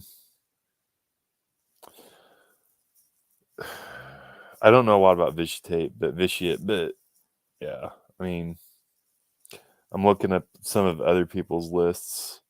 So someone had Vitiate, Plagueis, Nihilus, Revan, Exar Kun, Darth Caedus, Bane. He didn't have Palpatine on the. Oh, he did. He put Palpatine number 1. He said Sidious, Vitiate, Plagueis. That's stupid though. Like if how you can put Vitiate over, like if Palpatine's number 1, then you're gonna do Vitiate and then Plagueis. Like Plagueis taught Palpatine, so shouldn't Plagueis be number 1? Not really. I mean, it's meant to be that the apprentice overthrows the master, Master, but their power yeah. has grown greater and the master is no longer needed, right? So Yeah. to a degree, that's Excellent. where Palpatine does technically overshadow Plagueis. I think Exar Kun's got to be top 4, top 3. Definitely top 5. Yeah. That's hard, man. I'm biased. I'm so biased. I'd have to probably say, did you finish your list? WOP, the Sith on Yavin was Exar Kun. Yeah, I'd probably say He inhabited the temple and caused some havoc there. That's for sure. I think got one of Luke's apprentices killed. I mean, you right. You gotta throw Palpatine, Exar Kun, Mark Aragnos, Bane. I mean, Bane. Oh, God, it's so hard. Next show we'll come better prepared. We'll compile it next show, but like we did just kind of. I mean, is Bane number 1 or is Bane number 2? I think Bane's more powerful than Vitiate, in my opinion. I'm biased, though. I think Bane. Well, that's where, like I said, my biases come in, and I'm like, well, I mean, Bane, Darth Bane is going to be the top ringer right there. We'll do 2 lists next show. 2 people tuning in the next show. We're going to do a top 10 list from a biased perspective, and we'll do top 10 list of like just Bane, dude, because like from a manipulation standpoint, like he's right up there with Palpatine. When you read the books, you're like, he took that from Palpatine, or did Palpatine learn it from Bane? Clearly, right. Obviously, because Bane came first, or is Bane Palpatine? What? Oh, Transfers of essence? Don't start that. Don't. Just saying. No, don't start that. Don't. If freaking like I said, I don't like. I made my point to you in person, but I'll say it here in particular because I don't know if we've brought it up or I've made this on stream. No, I don't like that theory that Bane is Palpatine because it takes away from Palpatine as a character, because then you're just making him Bane 2.0. It's just that one character. I like much more the idea that Palpatine is his own character. He certainly was fostered in his family life to bring out the evil within him, for sure. He didn't like it. He didn't like his family one bit, and when just one day snapped, killed them all, and became one of the most evil human beings in the galaxy. Did you hear that theory? Huh? I read this theory that like every single emperor from Vitiate on has been Vitiate because of the essence transference. Oh. And when you really take a deep dive of that theory, it makes sense. Because of any theory can make sense as long as the argument's convincing enough. Well, more so with this, because you look at the characteristics that Vitiate had or has, and you align them with every single characteristic that the fallen emperors have had. Very similar. Very similar. I'm not a theory guy. I have not built a platform on theories. Not talking crap on anybody. Haven't built a platform around theories, right? I'm just saying this theory in particular, if you sit down and take the time to really look at it and dissect it and think on it, it makes sense. A lot of theories don't, right? But this one, out of all the theories that I've heard, this one is one of the most interesting. What? Okay, so more so than Bane being Palpatine. What was it though that made it so convincing for you? I'm gonna see if I can. It was an article that I had read. I'm gonna see if I can find it. But because of I think from how they I don't know if he learned. What was it? It had to do with like when the essence transference came about, and when I don't know if he was one of the first people. I don't want to speak inaccuracies. I got to find the article, but it was. I remember it was like he had learned it. He was one of the most powerful, like emperors of all time. Like Vitiate was one of the most powerful. Yeah, that's why I power. That's why I power scaled Vitiate so high. Yes, because if you include him, he's just stupid powerful. Yeah, and then just like the. Just the control. I need to find the article because it's been a long time, but there's several points in it that were just really compelling. Like he learned it. He was like he did everything he could to stay in power. He I don't know if I already said he learned the essence transference, and it just made I don't know, man. I gotta find the article. But there was like 3 or 4 like main points that really stuck with me. And then as I was like thinking about it, I was like, well, like it makes sense. And he had, no, that's what it was. Like he had tried it. Like he learned the essence of transference or something like that, and like he had tried it and was successful with it. And that was the. I don't want to speak inaccuracies. According to this article that I read, and I don't know, I need to verify it through like EU, but like it was told, like I read that he was like the first one of the first ones that had attempted the essence of transference and was successful. And that was one of the points that really like, okay, like he was successful. So is he now, like, has he done that down the line? I mean, that was kind of the funny thing. That's what my brother and I, when a part of, well, I don't want to give it was that spoilers, but well, with some of the encounters with Vitiate and everything, or Valkorian, whatever, in Sutor, it's made pretty evidently clear that he's going to try essence transference on your sorry ass, and try and take you over. So and there was another thing I read that like he tried to get Revan to be his heir. Oh no, maybe it wasn't Vitiate. It was one of the emperors that was going after, was trying to get Revan. There was something about like the Emperor and Revan specifically, and trying to get Revan, and like Revan like wasn't about it or something. And I don't know, that's a separate thing, but it was the fact that he had done it was successful. And when Darth and Dedu was the first, so I mean, he was and then Dedu, was Dedu before Vitiate? Yeah, and Dedu was the one that also was the one that first learned of and was So I to do the essence. He wasn't the first one to find it, but he was. I think he was the first one to. Well, you said the first to implement, first to use the technique besides Darth and Dedu. Is what you're saying? Yes. And maybe he was that. I mean.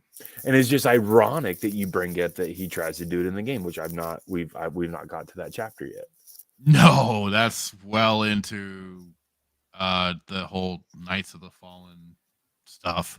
So do you think I'm totally off base with this? Do you think it's crazy, or can you entertain the idea that like maybe this makes sense?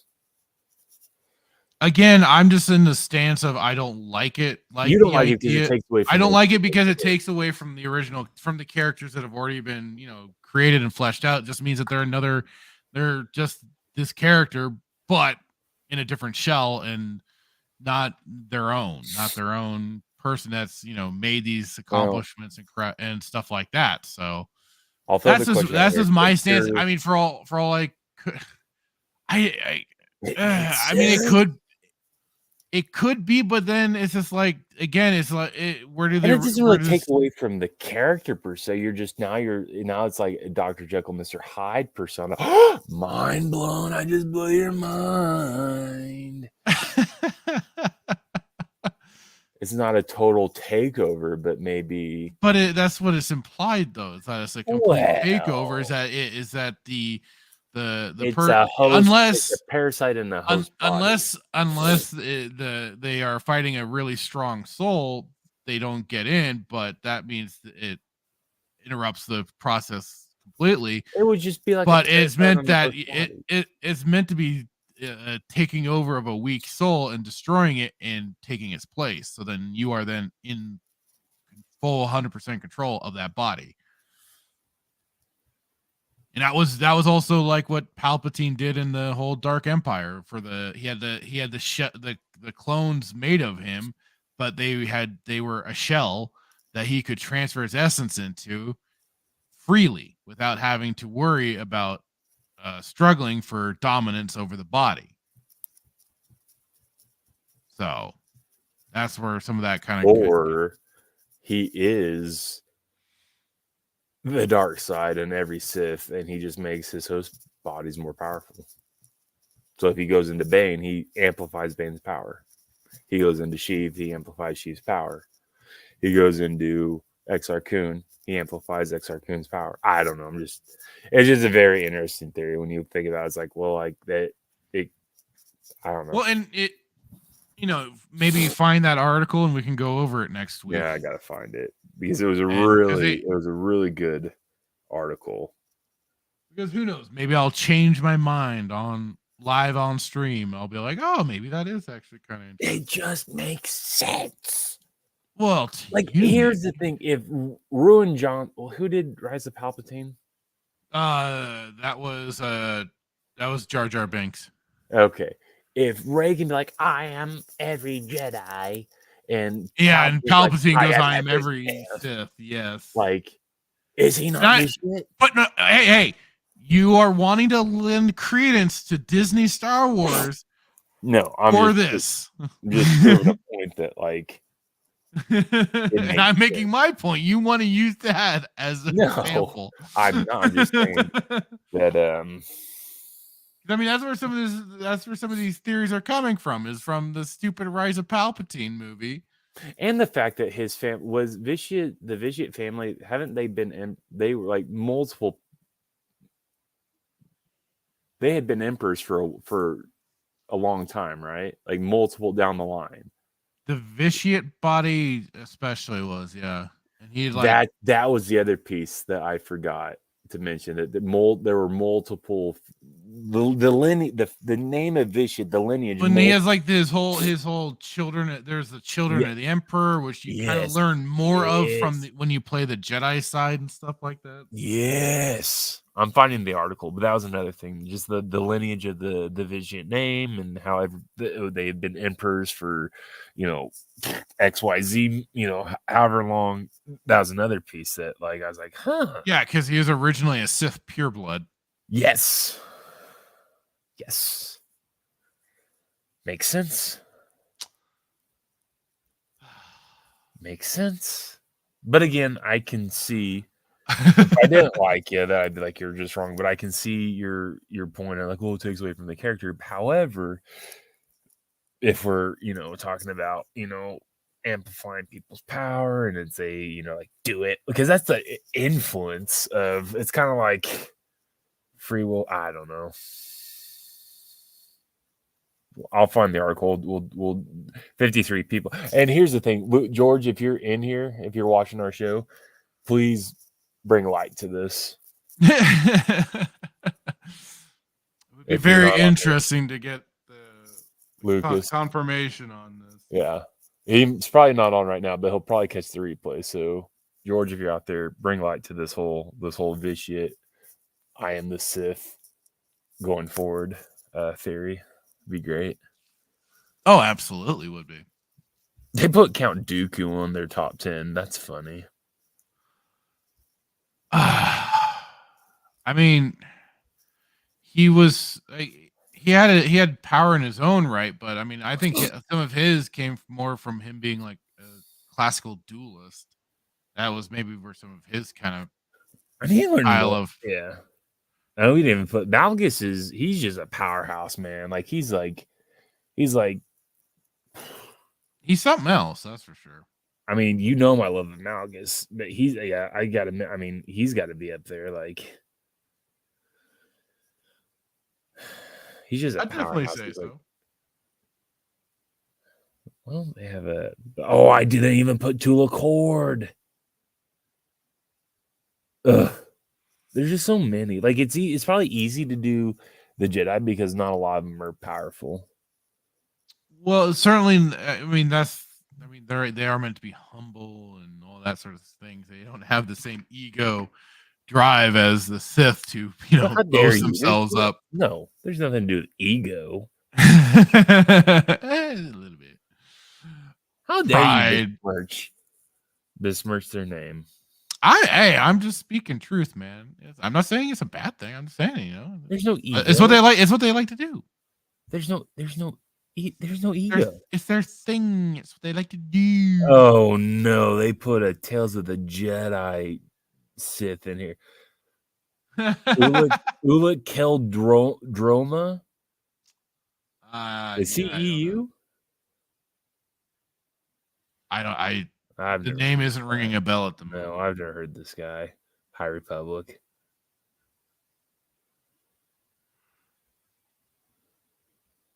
Yeah, I'm not familiar. I didn't watch all. Wait, what was it from again?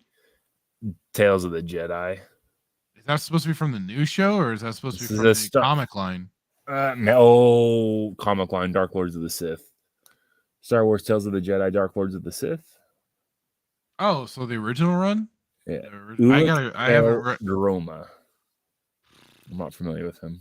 I am not either, so I'd have to read through those again. Been a while. I love how they say when these websites they say no longer canon. Lord Vitiate, commonly known as Sith Emperor. Right. No longer considered canon. Like it's a kid's show. Suck a fart. Go suck a Chipotle fart, you bastards. No longer can it's just so irritating. Like it's like saying it's like you buy out Webster Dictionary and say Webster Dictionary is no longer a dictionary. Even though the words in that dictionary had been established for a millennia. Right. Stupid, man. So stupid. That's probably like the most irritating thing. So there are two things. One, when I'm sat in a break room and somebody has the audacity to tell me that Mandalore wasn't a person, and that it's not a what did that person say? It was like, oh, Mandalore is a planet. It's not a person. Oh no. It was like, oh, that's what it was. It's like Mandalore isn't a title. It's a planet. And do you remember this? I wasn't there for this conversation. Yes, because when this happens, you're nowhere to be found, and then I had to fend off these hyenas on my own. I'm sorry. People tell me that Mandalore isn't a title, but it's a planet, and Boba Fett was never Mandalore. That's irritation number one. And then to tell me that, what was the other thing? They're like, it's just funny how you get into these conversations with people, and then they're like, what do they say? Who's the craze lady? Craze. Which lady? The craze. Oh, yeah, Bo-Katan. Oh yeah, they're like, Bo-Katan should be Mandalore because Bo-Katan has the Darksaber, and it's like, okay, well, if you follow your own canon, how did Bo-Katan get the Darksaber? Stupid. Yeah, it was handed to her. It was handed to her by Sabine. Idiot.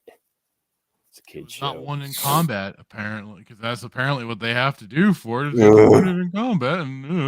That's so stupid to sit there and tell me Mandalore's not a title, it's a planet, and Boba Fett was never Mandalore. Like, you know nothing about anything.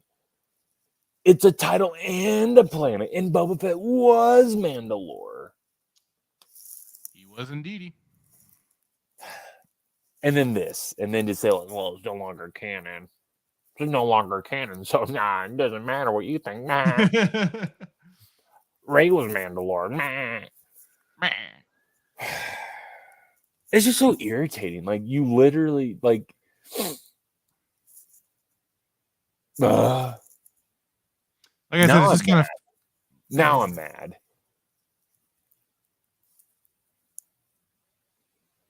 It's just so stupid. It's just so stupid. And then people are like, "Well, man, the sequels are the original. They're better than the original trilogy." Why would you want? And then people who say that, like, "Oh, my favorite movie is A Force Awakens, but I can't stand A New Hope." Like, you idiot! It's literally this. It is It's just a New Hope, just reskinned. What do you think Starkiller Base is? Stupid! It's a Death Star.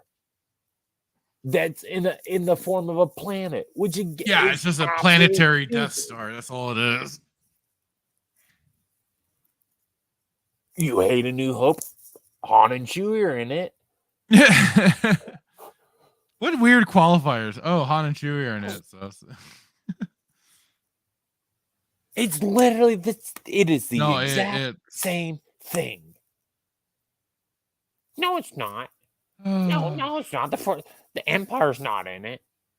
What is the First Order then? What's the First Order guy? No, it's the First Order. What was it birthed out of? Well, the Order. Kylo Ren created it, and he's the apprentice of Snoke.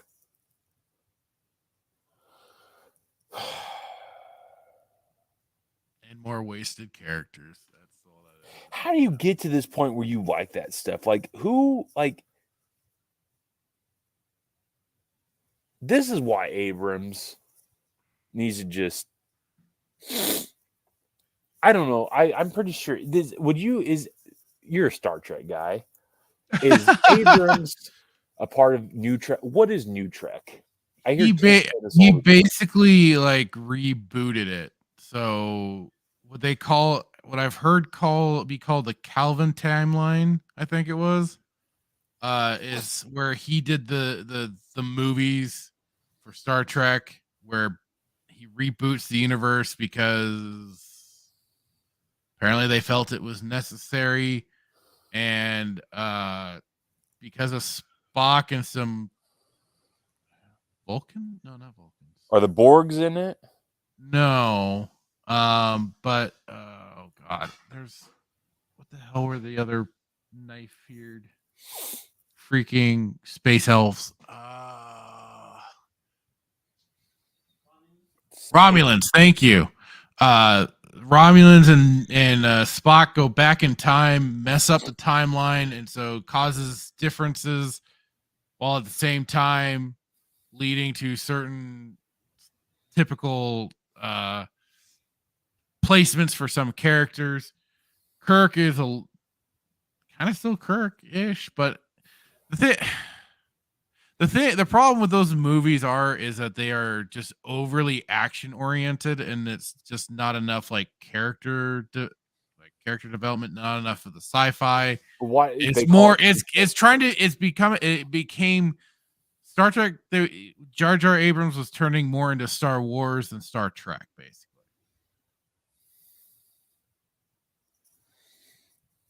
And so, like, even like after I'd watched those movies first, I was like, oh, they're not bad. And then I went back and watched the actual original series of Star Trek with William Shatner and Leonard Nimoy and everything. And I was like, oh, this is way better.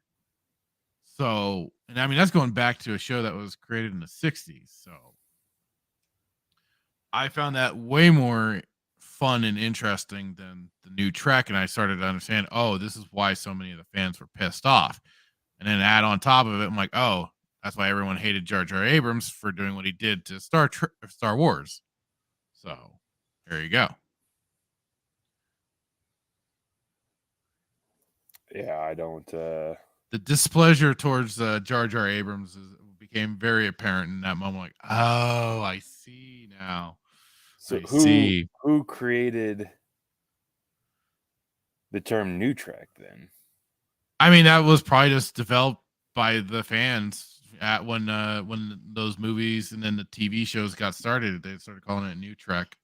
Instead of like us where we have Disney Star Wars, they had to differentiate it from old Trek, from what came before, to just calling it the New Trek. So that was just the way of just differentiating the current pile of garbage that is, unfortunately, Star Trek as well as so many other franchises. Trying to do something. This isn't working. What are you trying to do? Not lose my head. So is Abrams responsible for New Trek, or he was kind of the catalyst for kicking it off? Yes. So he like I said, he was the one that did the whole movie rebooted the whole universe, and now has brought. But now it's gotten so weird and muddied because they had the whole Picard show, which is still a continuation of old Trek, and I don't know where that's gone. Like if they've crossed universes or something. I don't know.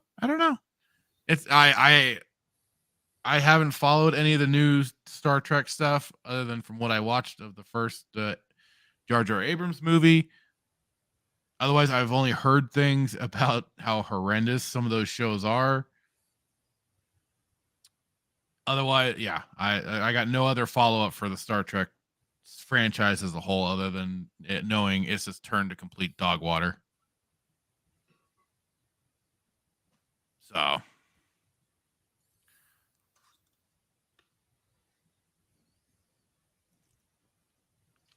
All right. If there's anything else you were trying to find out? Well, I think the point I was maybe trying to make is I hear Tim talk a lot about New Trek. Hear Greg talk a lot about New Trek. I'm obviously not a Star Trek fan. No.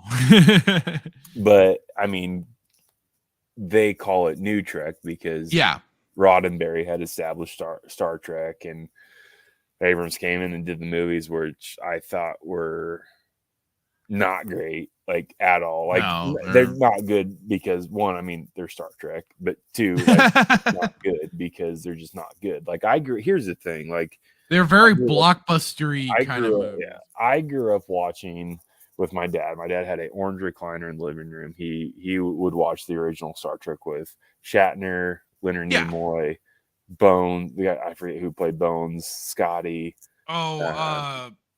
God, I'm forgetting his name now. God dang it. Number one. Was she called Number One? Lahura? Yeah. No, she was the like communications officer. Oh, okay. I don't know if her name was Number One, but like all these people, I remember, growing up watching. So I don't, but yeah, I mean that was it because I was a kid and my dad loved it. My dad loved Spock, like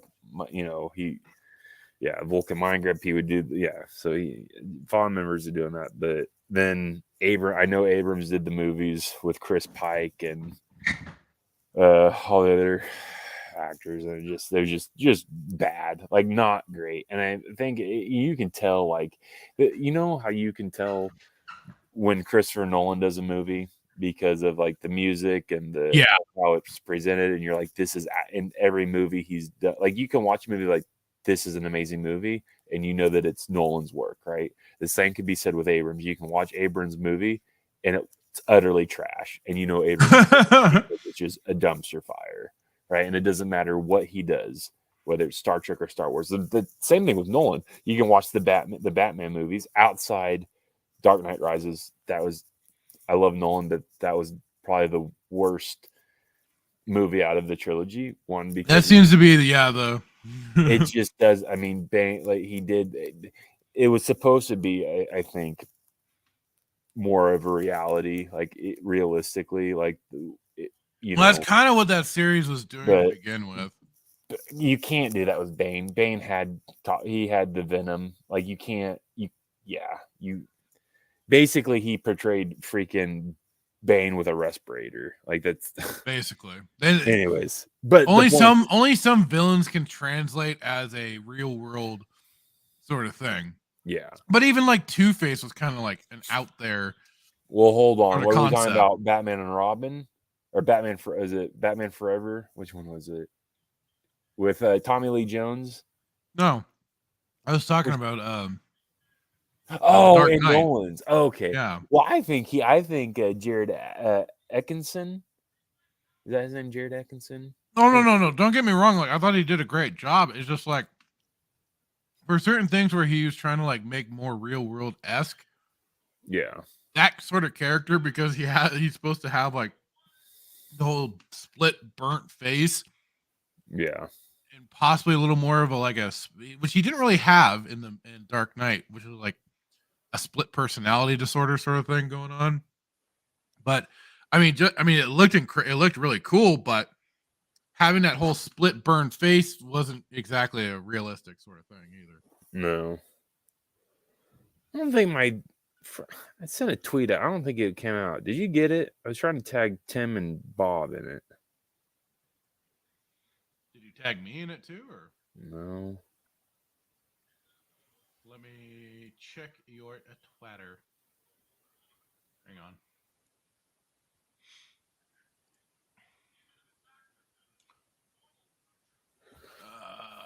I don't think it's loading. Or maybe it didn't go out. At least on your thing, I just see you retweeted the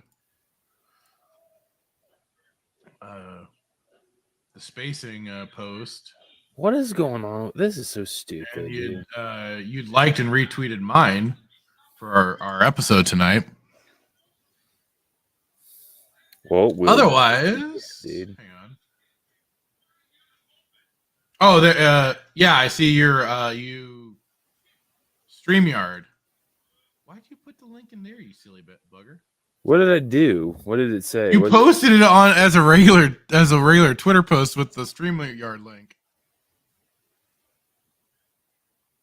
I give up. My thing's not loading. Yeah, I think you should have done that as a DMs, but well, I was doing because so what is that post? What does it say? Does it say anything? The StreamYard thing? Yeah, it says to Lost Jedi 22 airlock open. Saturday Night Sith has crossed into new Trek territory. SOS. I have no idea what it is. LOL. Okay, that's what I was trying to get their input on it, but I'm just lost when it comes to. I just when it's Star Trek, I know nothing, and you brought it up. You brought it up.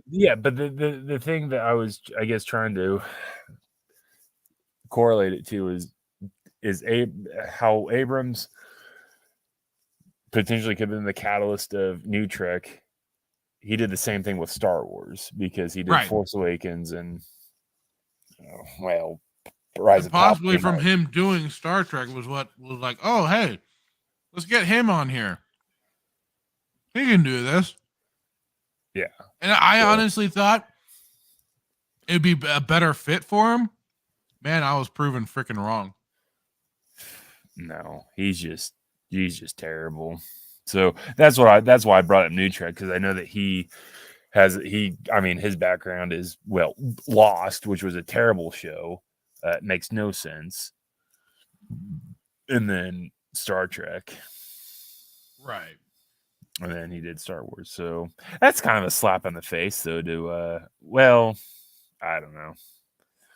I also thought that, writers for DC were exclusive to DC and writers for Marvel are exclusive to Marvel, but I got my whole bubble busted, last year.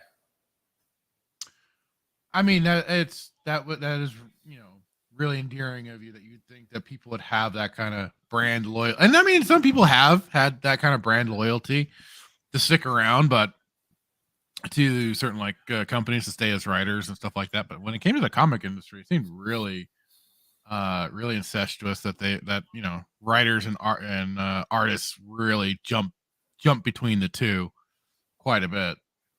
Mainly because that's kind of they were freelance almost contractors basically, so they had to go where the paycheck was, and if the paycheck happened to be there, well, so be it. Check Discord. I'm going to off myself right now. Oh, don't do that. Don't off yourself. Yeah, I'm gonna.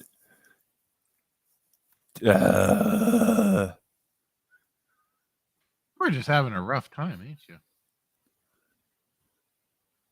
Because I love how this meme they throw in Lucas. Oh.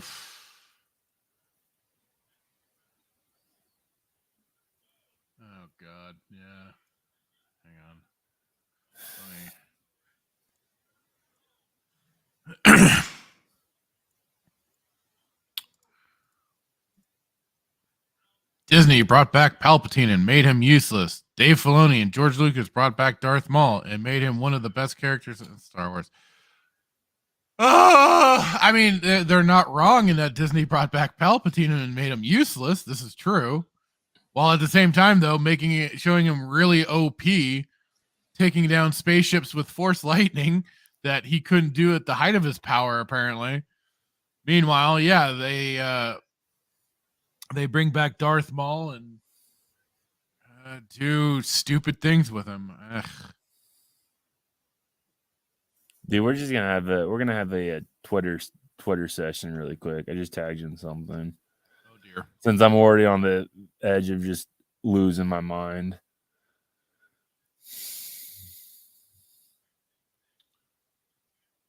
George Lucas confirmed Mace Windu beat Palpatine. He had that dog in him. What? I don't know. We just got done talking about how, like, no, he did not beat Palpatine.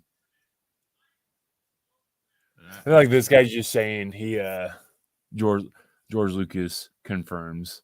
I've never heard Lucas confirm that Palpatine or Windu beat Palpatine.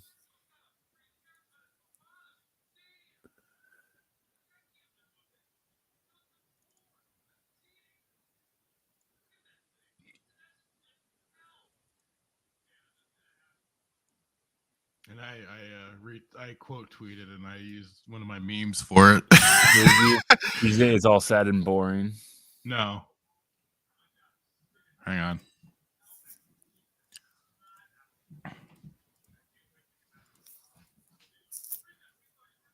This is what I had to say. I mean, come on. Can you show me some proof? Yeah, this is a good one. Other than a picture of Sam Jackson holding his freaking lightsaber.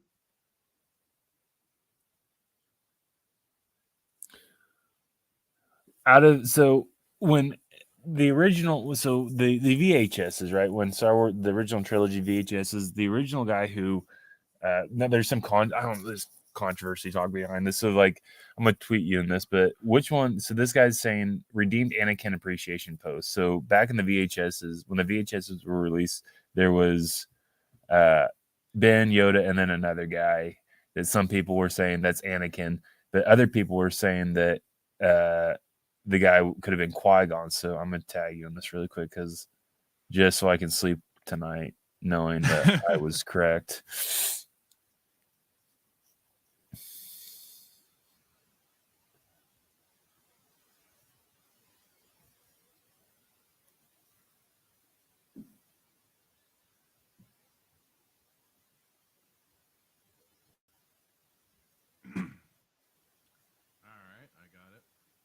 Redeemed Anakin appreciation post. Okay.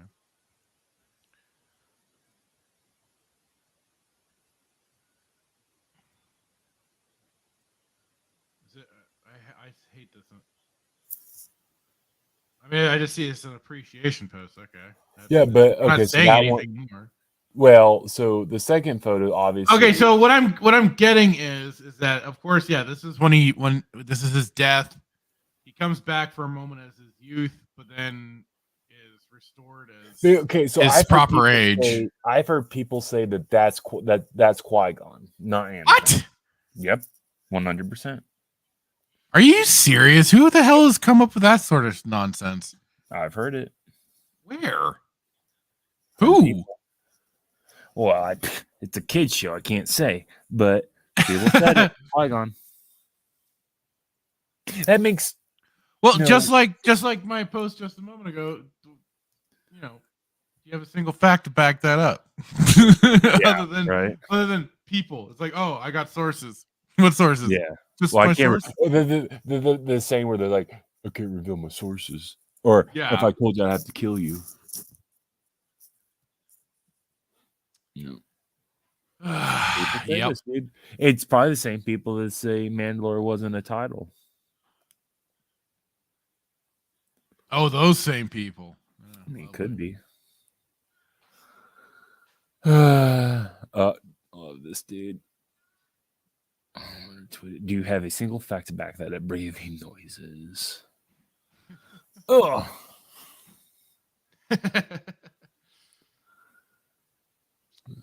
See if we get into a Twitter fight in real time. I can't wait, dude. Oh, hold on. Was there? Oh, I did not see this. What is this? Lars Mikkelsen thing you posted. Oh, that? Well, let me since I have it in the title, let me first go over something else. So it's funny what can, get the Twitter spurgs all up in an uproar. And our old Luke Skywalker himself really stepped in it. Oh, is this the? Yeah. So basically, before going into this specifically, all he did was like a tweet from J.K. Rowling, who was getting who's been in a kind of her own Twitter fights online, which has been kind of hilarious. I still don't really like her personally, from what I've seen and from what I've heard from her. Seems like a dit. But she's certainly been in some Twitter fights recently. And this individual said, "I'm more of a woman than J.K. Rowling will ever be," and J.K. Rowling fired back, "Citation needed." And it was and that tweet ended up being liked by Mark Hamill, and just by that alone, set off the dominoes of all the Twitter weirdos that came out in full force, who, considering who Mark Hamill's been really catering to over the last 8 years at this point, you'd think he would have known a little better than stepping out of line even a little bit from the message that is espoused. And of course, then because of all the kickback he got, he made the big mistake. He tried, as this article says, Mark Hamill tries to appease angry leftists after liking a J.K. Rowling tweet, and that is the thing with these. I was calling them, the SJW piranhas, the social, or just SJ piranhas, the social justice piranhas, because that's basically what they are. They are nothing but piranhas, and they will eat whatever blood from whatever carcass in the water that just drains a little itty bitty bit of blood. As soon as it's in the water, man, you are fish food immediately. Yeah. And so you would think he would have known this, but he stepped in it, and he stepped in it big. So from Slade Hale on Bounding into Comics, iconic Star Wars actor Mark Hamill got the sharp end of the horn a few days ago when he left a like on a Harry Potter author J.K. Rowling's tweet, where she defended herself against a bizarre accusation from a biological male. The witty comeback was typical of Rowling, who always punches up in the never-ending battle against the Transformers social mob. But it was Hamill himself who caught the most flack, simply for showing support.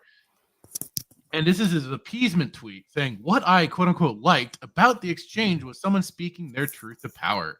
Twitter is unfortunately no place for nuance. It's imperative I make this abundantly clear. I support human rights for everyone, regardless of their gender identity, period."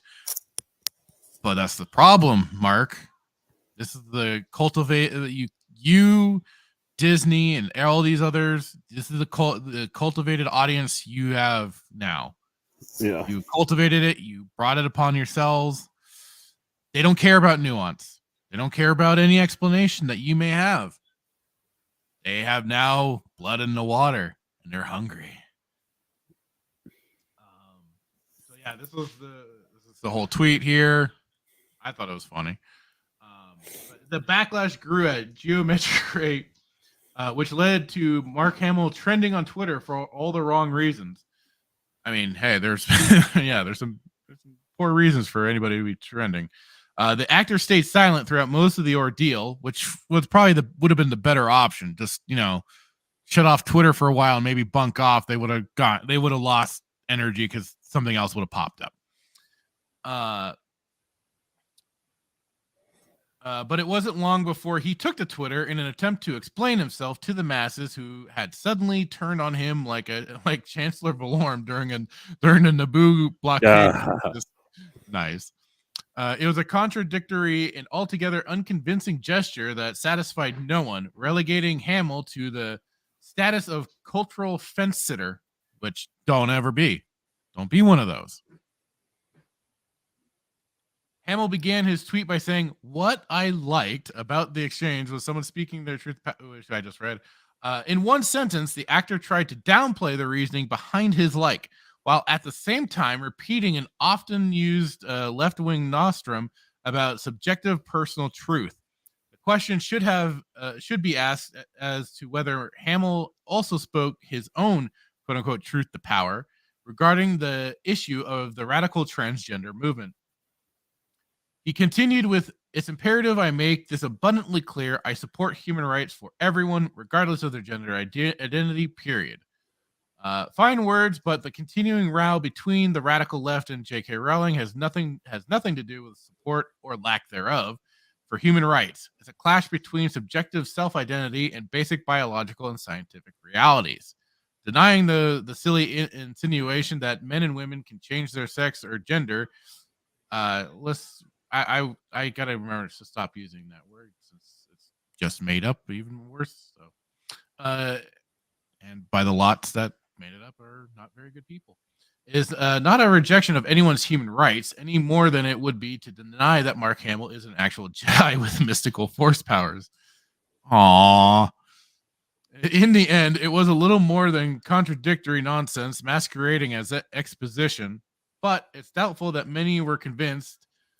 The facts remain Hamill liked a very specific kind of tweet sent in opposition to a very specific type of character attack, and it stuck out like a lightsaber in a dark room. Canadian journalist, podcaster, and Substacker Megan Murphy moved to quickly rebuke Hamill's tweet, stating, "No one has a gender identity. You have a sex and a personality. No one cares how you feel about gender on the inside." Anti-SJW content creator Undoomed went for the direct approach by attacking Hamill's apparent lack of conviction. Jesus Christ, man, grow some balls. You don't apologize for hitting the like button. Exactly. You know, I don't think you could say it more better than that. RedState.com deputy managing editor Brandon Morse had a far more ominous take, telling Hamill, "It's too late, Mark. You're marked." Like the predator seeking a prey. He's in the crosshairs. Some have theorized that Hamill left the like because he enjoyed the fact that India Willoughby, a biological male, was speaking his quote-unquote truth to power in retaliation against J.K. Rowling, but that has as much chance of standing up as Han Solo after a torture session in the bowels of Cloud City. Plus, it raises the question, why leave the like on Rowling's tweet instead of Willoughby's? This is true. Regardless of the motive, it's probable that Mark Hamill yearns for the power to flutter his fingers and distract everyone from his debacle. In the same way Obi-Wan Kenobi distracted. Man, they really are laying on thick all the Star Wars references here. Distracted those stormtroopers hanging out near the Death Star's tractor beam controls. In a week's time, everyone will have moved on, but this latest exchange is yet another example of a radical leftist straying away from the woke orthodoxy, only to try to save face and appease the baying mob. Yeah, he did the best he could with that, and it was a weak attempt at that. Poor Mark, you stepped in it big, and it's kind of I don't know if it's ironic or what, but last week here we had a positive article about Hamill talking about his appreciation and love for a friend, and how he always wanted to pick the role of getting to play off of Kevin Conroy for his Joker against his Batman and stuff like that. And he puts his and then he sticks his foot right in his dang mouth, or just hits the wrong Twitter like apparently, and it's just called "Hasta la vista, baby. You are done for it." like Palpatine, he's down the Death Star trench and burned alive at the core. I mean, Musk himself says Twitter's a war zone. It is. It quite can be. I mean, at least he hasn't just been excommunicated off of Twitter like some people have been, just for expressing themselves in non lascivious ways or anything like that. But I mean, it's funny how quickly these people will pick up the torches and pitchforks and come for your hide, all for one little transgression as that liking a freaking tweet. That's just the baffling thing of what we've come to is just that. And I mean, and this is the least thing that anybody's been swarmed over. I mean, we've had people that have made jokes on Twitter and lost their jobs in an instant. Oh, for a freaking joke. And I mean, we'll mock things and say, oh, China with their social credit score and stuff like that. That's basically what we've already got. That's what Twitter's used as, a social credit score. You speak one toe out of the quote unquote, proper mind alignment, and you're excommunicated, baby. Unless you got a really cool boss that is like, no, piss off or anything like that, and you're fine. But no, there is unfortunately no real platform for somebody to have of free speech or anything of the sort. We should all know this by now. Certainly why we're behind animated pictures, basically.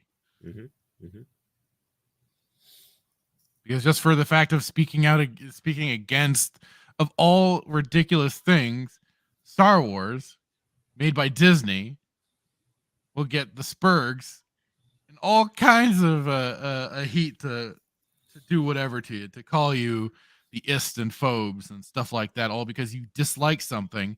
And like it's been pointed out, because of what was, I don't know if it was successful for Kenobi and the way they were rallying their base for the whole being anti-racist because of what was happening to Moses Ingram.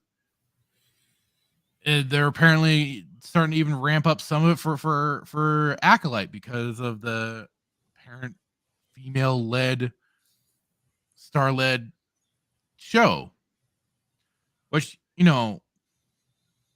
I'm just kind of like, aren't you just kind of doing a disservice to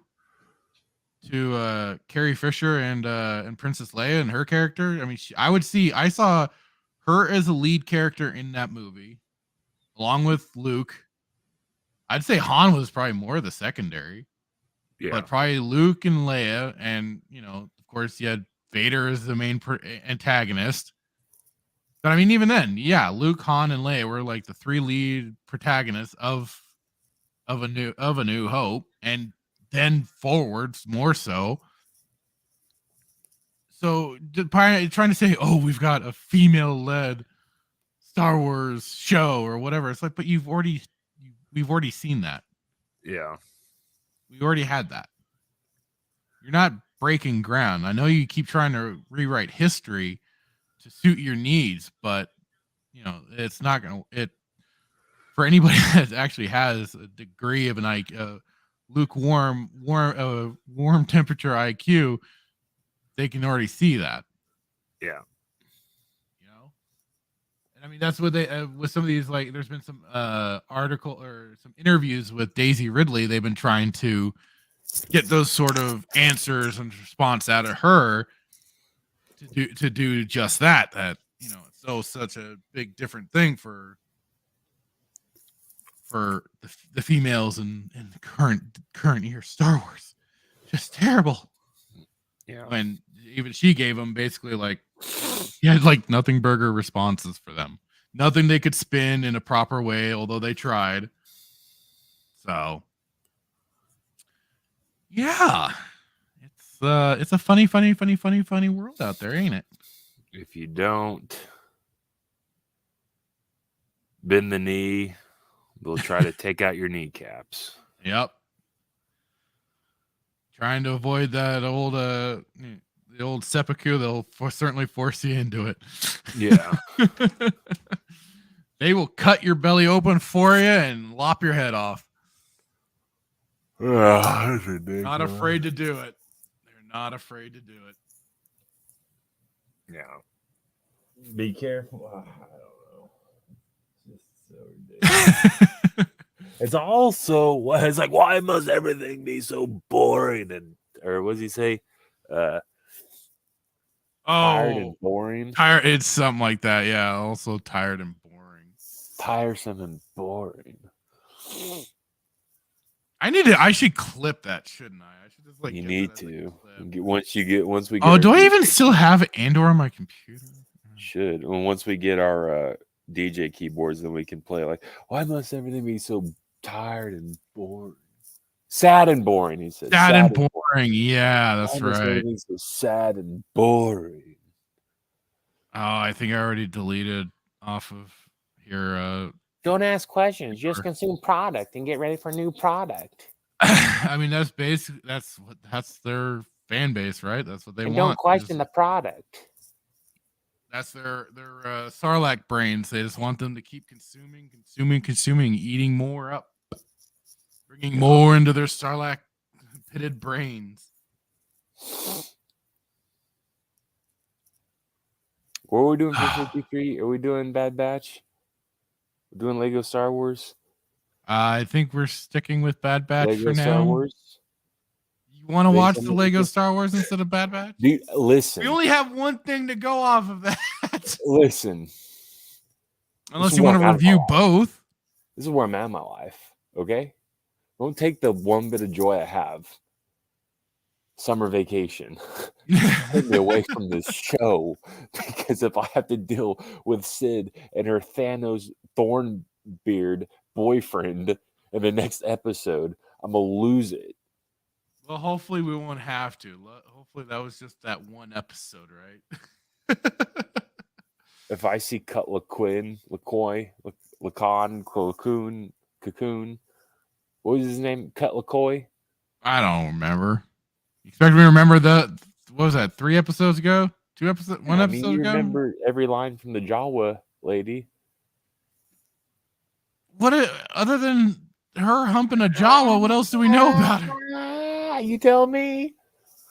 This is how I get Fractured's blood boiling when I mention his favorite character. Pretty Tails. Remember that? What was it? I saw Rhino talking about that trailer when I went back and rewatched this Casual Rage. He's like, why the fuck is she talking about May the Force be with you? Isn't it supposed to be like forgotten about it by this point already again? Or so underground again? The Force is female, Fractured. You forget this again. Oh, right. So she just automatically knows May the Force, the phrase of May the Force be with you. She's female, right? So that's how it works. I don't know. I'm just saying. I can't get in trouble for something I don't know. I'm just saying. I'm just making a statement based off what Kennedy said. She said Force female. She's female. It means she knows the Force. Absolutely. I mean, she's Force. She's a Force user because she's female. That's what Kennedy said. Not my opinion. Don't yell at me. Don't persecute me. That's what Kennedy. I ain't persecuting you. No, I'm just saying. Just go bring it up with Kennedy. She's the one who said it, not me. I'm not a female. I'm male. I'm a guy. I'm a boy. Man. I'm a hungry man. I'm an anchor man. What is either of those things? I mean, come on. Well, remember when he's like, I'm a man. I'm an anchor man. If you It's been a long time since I've watched that movie. Oh, it's great. He's like, I'm a man. I think it's probably Will Ferrell's only good movie. What are you talking about? Have you not seen any of his other movies? Have you not? I've seen some. Huh? Have you not seen Talladega Nights? He's like, help me, Tom Cruise. Save me, Oprah Winfrey. I think I did, but I think Will Ferrell works a little better generally in small doses. Him leading a movie, not so much. I said it 4 times. This wedding is blank blank. Santa. What are you talking about? Old school? I think I might have seen bits and pieces of that, but I didn't watch it. I've come to talk with you again. When he gets shot in the jugular, he's like, and then what was it? Not David Spade. Who's the guy who?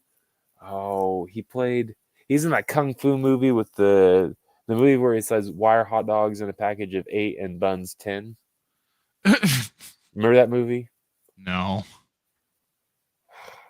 What's wrong with you? He's in that movie, but he's like, you just shot yourself in the neck. Awesome. And then he falls into the pool, and then Simon and Garfunkel come in and start playing. Wasn't that he jumps in old school, or was it? Yeah, no, that's old school. Yeah, he jumps in and saves him. He's like, we're going streaking in the quad. No? Like I said, that's not big on Will Ferrell. What are you? Okay. All right. We'll discuss this behind closed doors. Will Ferrell's okay. So, did we have anything else we wanted to kind of go over? I mean, save that article for next week. I know there's been a lot of. Did you want to go over them? I mean, the thing is that Mickelson rumor thing is just him denying that he's not part of it. Yeah, that's all it is. I just kind of grabbed it just to see. I know that I saw some of the drama going on for Star Wars Meg, and what had a mask off moment on a stream with a guy called Star Wars Santa or Santa Star Wars, something like that. I would say go and check out Darth Melvin for his video on it. Yeah, Knights of Melvin. Go check out his video. He covered it just fine. And Rhino, of course, he did a video on it, ranting about it.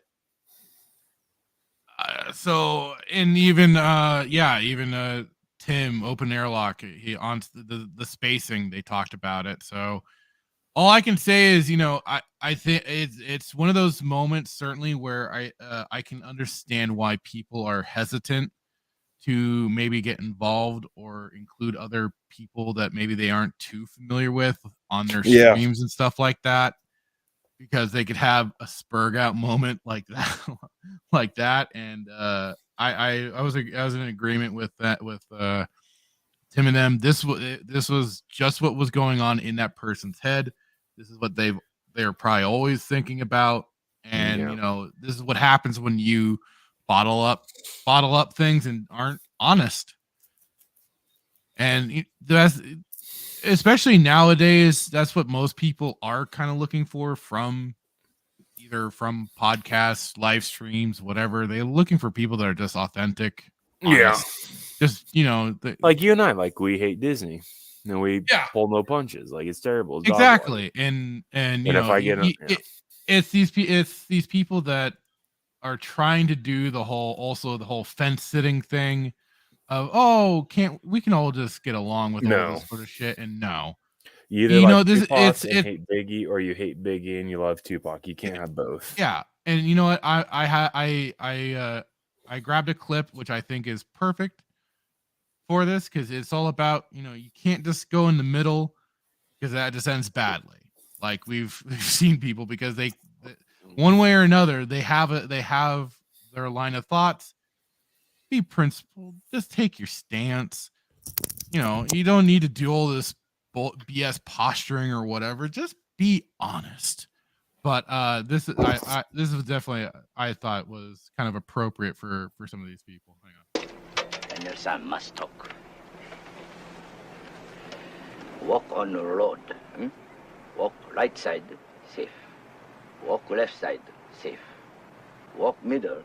Sooner or later, get the squish, just like grape. Here, karate, same thing. Either you karate do yes, or karate do no. You karate do guess so. Just like grape. Just like grape, you go. when you try and ride that fence. What's great about Mr. Miyagi is he's like from California and he like created that accent just for, well, not the accent, but he did that accent just for the movie, which I thought was pretty funny. Yeah, it was like an old teacher or somebody that he knew, and he was just mimicking the voice. Yeah, so that was laying it on thick and everything. Yeah, so it was but yeah, I mean, it's all about, you either like Disney Star Wars or you hate Disney stuff. You either like the EU or you hate the EU. No middle ground where you're trying to accommodate the two. You just go when you try and pull that bullshit. Yeah. I think you and I, like, very authentic. We hate everything Disney. Yeah, and I'm gonna be honest. And like I've said, I'll give certain things a chance. But I mean, if it's just complete and utter trash, I'm gonna say it's complete and utter trash. Which, I mean, to be fair, 100% of everything Disney's put out has been complete and utter trash. Has been utter trash, and that's yeah. I mean, you can say that it's subjective. And the only thing that's been said is like it is. Mandalorian had, like, season 1 was okay, and then season 2 comes along and it has some of the most dumb shit in the world. Yeah, it was again Rhino talking about this. I think with the whole Mando thing, and of course, bringing up the stupid helmet and all that, and then I was like, how is it that a guy that's been inducted into this weird cult of Mandalorians, I don't know if I ever brought this up when we were doing a review for season 1, but how is it that this guy that's been in this cult since the Clone Wars, when he got picked up by Death Watch and has basically always been with them with a helmet and stuff like that then too, how is it that he's in the Imperial records for Moff Gideon to know his exact name? And how is it that he knows his exact name when he supposedly has not taken off his helmet and shown his face around for some time? Well, that's I was like, what the well, we've talked about that, I wasn't sure if we had gone over it. And it's like so how the hell did he actually, how the hell would he know it's this guy in this Mandalorian suit of armor? And then because then I mean that would then have to mean what? He hasn't always been in it as an adult, so that they knew his voice, his face, or something. Yeah. And then again, the whole like, oh, all you have to do is show your face and unlock all these special access information to Moff Gideon and his ship and stuff like that. It's like, even at its best, it's okay, but then it's just a big pile of crap, man. Yeah. And that's like their most shining example. They're what they're trying to build now everything around for the quote unquote Mandoverse. Yeah. Makes no sense, dude. It's just all bad. All so bad. Don't ask. Yeah, that's just consume product and prepare for no product. It is just that. It's just like, well, they've created, and like I said, I'll end on this. I mean, that's the empire that they have now created, right? Because nobody would be stupid enough to attack a, what was the whole Aldani things? Like, nobody would be stupid enough to attack a Imperial base. Yeah. But I mean, it just is so stupid. It's just so stupid. But like, again, the stupid is strong with them. Don't ask questions. Just consume product and prepare for more product. And if you start asking questions, like, how dare you? Get prepared to get the stop asking questions. Like, your questions are wrong, and you're wrong for asking questions. Absolutely. That's all I got. I got nothing else. Yeah, that was kind of it for me on that. Yeah, I just had to kind of go. Well, shall we call it a night then? Yeah. My headphones. So, question: will we be doing some shenanigans tomorrow?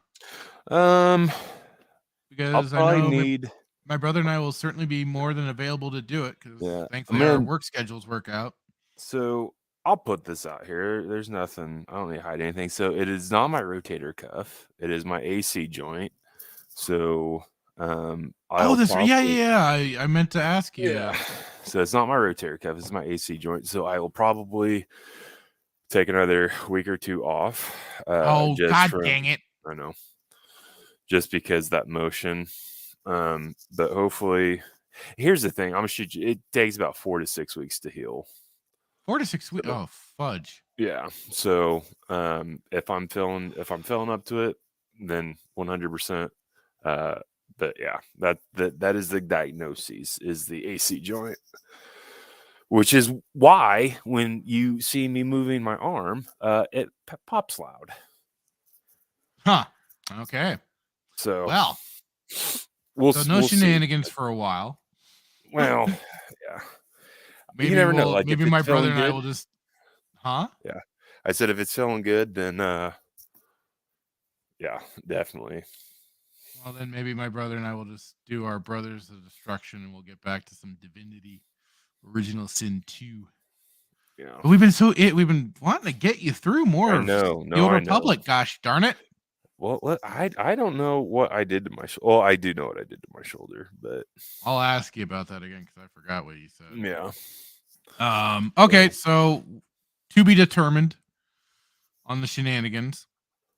But next week we'll be back for more Saturday Night Sith, reviewing more Bad Batch. Lego Star Wars. So pumped. To the behest of J Hitman. Hate you. We'll see what else is cropped up in the Star Wars newsverse to certainly go over and discuss. I'm sure there'll be something that'll crop up, or we'll just kind of reiterate some old articles that we haven't touched on yet to give our thoughts on. We have a vault. Oh yeah, we got a list. Otherwise, please remember to, like I've been already using the banners, hit that like and crap like that. Please head over to the Rumble page. We're still at 16 subscribers. I want to boost it. Dang it! I want to be able to get us to the live stream over there. We also I had everything going, and we were over on Odyssey as well doing the stream and all that jazz. So if you want to go over there, do the same thing. But I really want to get those at least 25 subscribers to be able to do live streaming on Rumble. So please, oh please, head on over there and do so. That'd be fantastic. Otherwise, you can catch Jay Hitman, I know, on the Twitters and on his YouTube channel if he decides to do something with it, along with Twitch. But like it is, since he's kind of borked on his arm, won't be playing much games, I'm guessing. And I am Fractured Filter all across the board. If not the Fractured Filter, you'll usually see my little icon. He's, however, not Fractured Filter when Tuscan Bob is accompanying us, because Bob has zero filter. Yeah, no filter. I am certain even though I call myself Fractured Filter, my filter is sometimes on still. So what can I say? In regards to Greg, yes. I mean, in comparison, yeah, I would certainly be outshined. But otherwise, I do I've been doing my Final Fantasy VII streams on Twitch and on YouTube. I've been sharing the two, which has been going pretty well. I've been getting some good stuff on that. Again, my brother and I do our Brothers of Destruction for Divinity. This week I have a proper weekend again, so we should be getting back to that and playing through some more of that awesome game. Yes, because you had a rough week. It was a fun week. It was fun. Yeah. But otherwise, tomorrow we'll see. Maybe we will still play some SWTOR, some Star Wars: The Old Republic, or we'll jump back into Divinity since we've been taking a week off from it. So yeah, catch that on Twitter and on this channel on YouTube. again, hopefully sooner or later, we'll be also streaming over on Rumble and doing some stuff. I have some plans once that does kick over. Let's go get us. Yeah, help us get there. I have some plans because I have something in mind that might be Rumble exclusive in that sense because of Rumble's much more laxed or free to speak your mind a little better than YouTube, because YouTube does kind of hit you with some goofy stuff here or there if you use particular words or whatever it's called. You can get hit. But yeah, so that's the chilling I got for my channels and stuff like that, and what we got coming up. So please keep an eye out. And with that, I will say good night. Have a good one. And I'll play our exit out. Goodbye.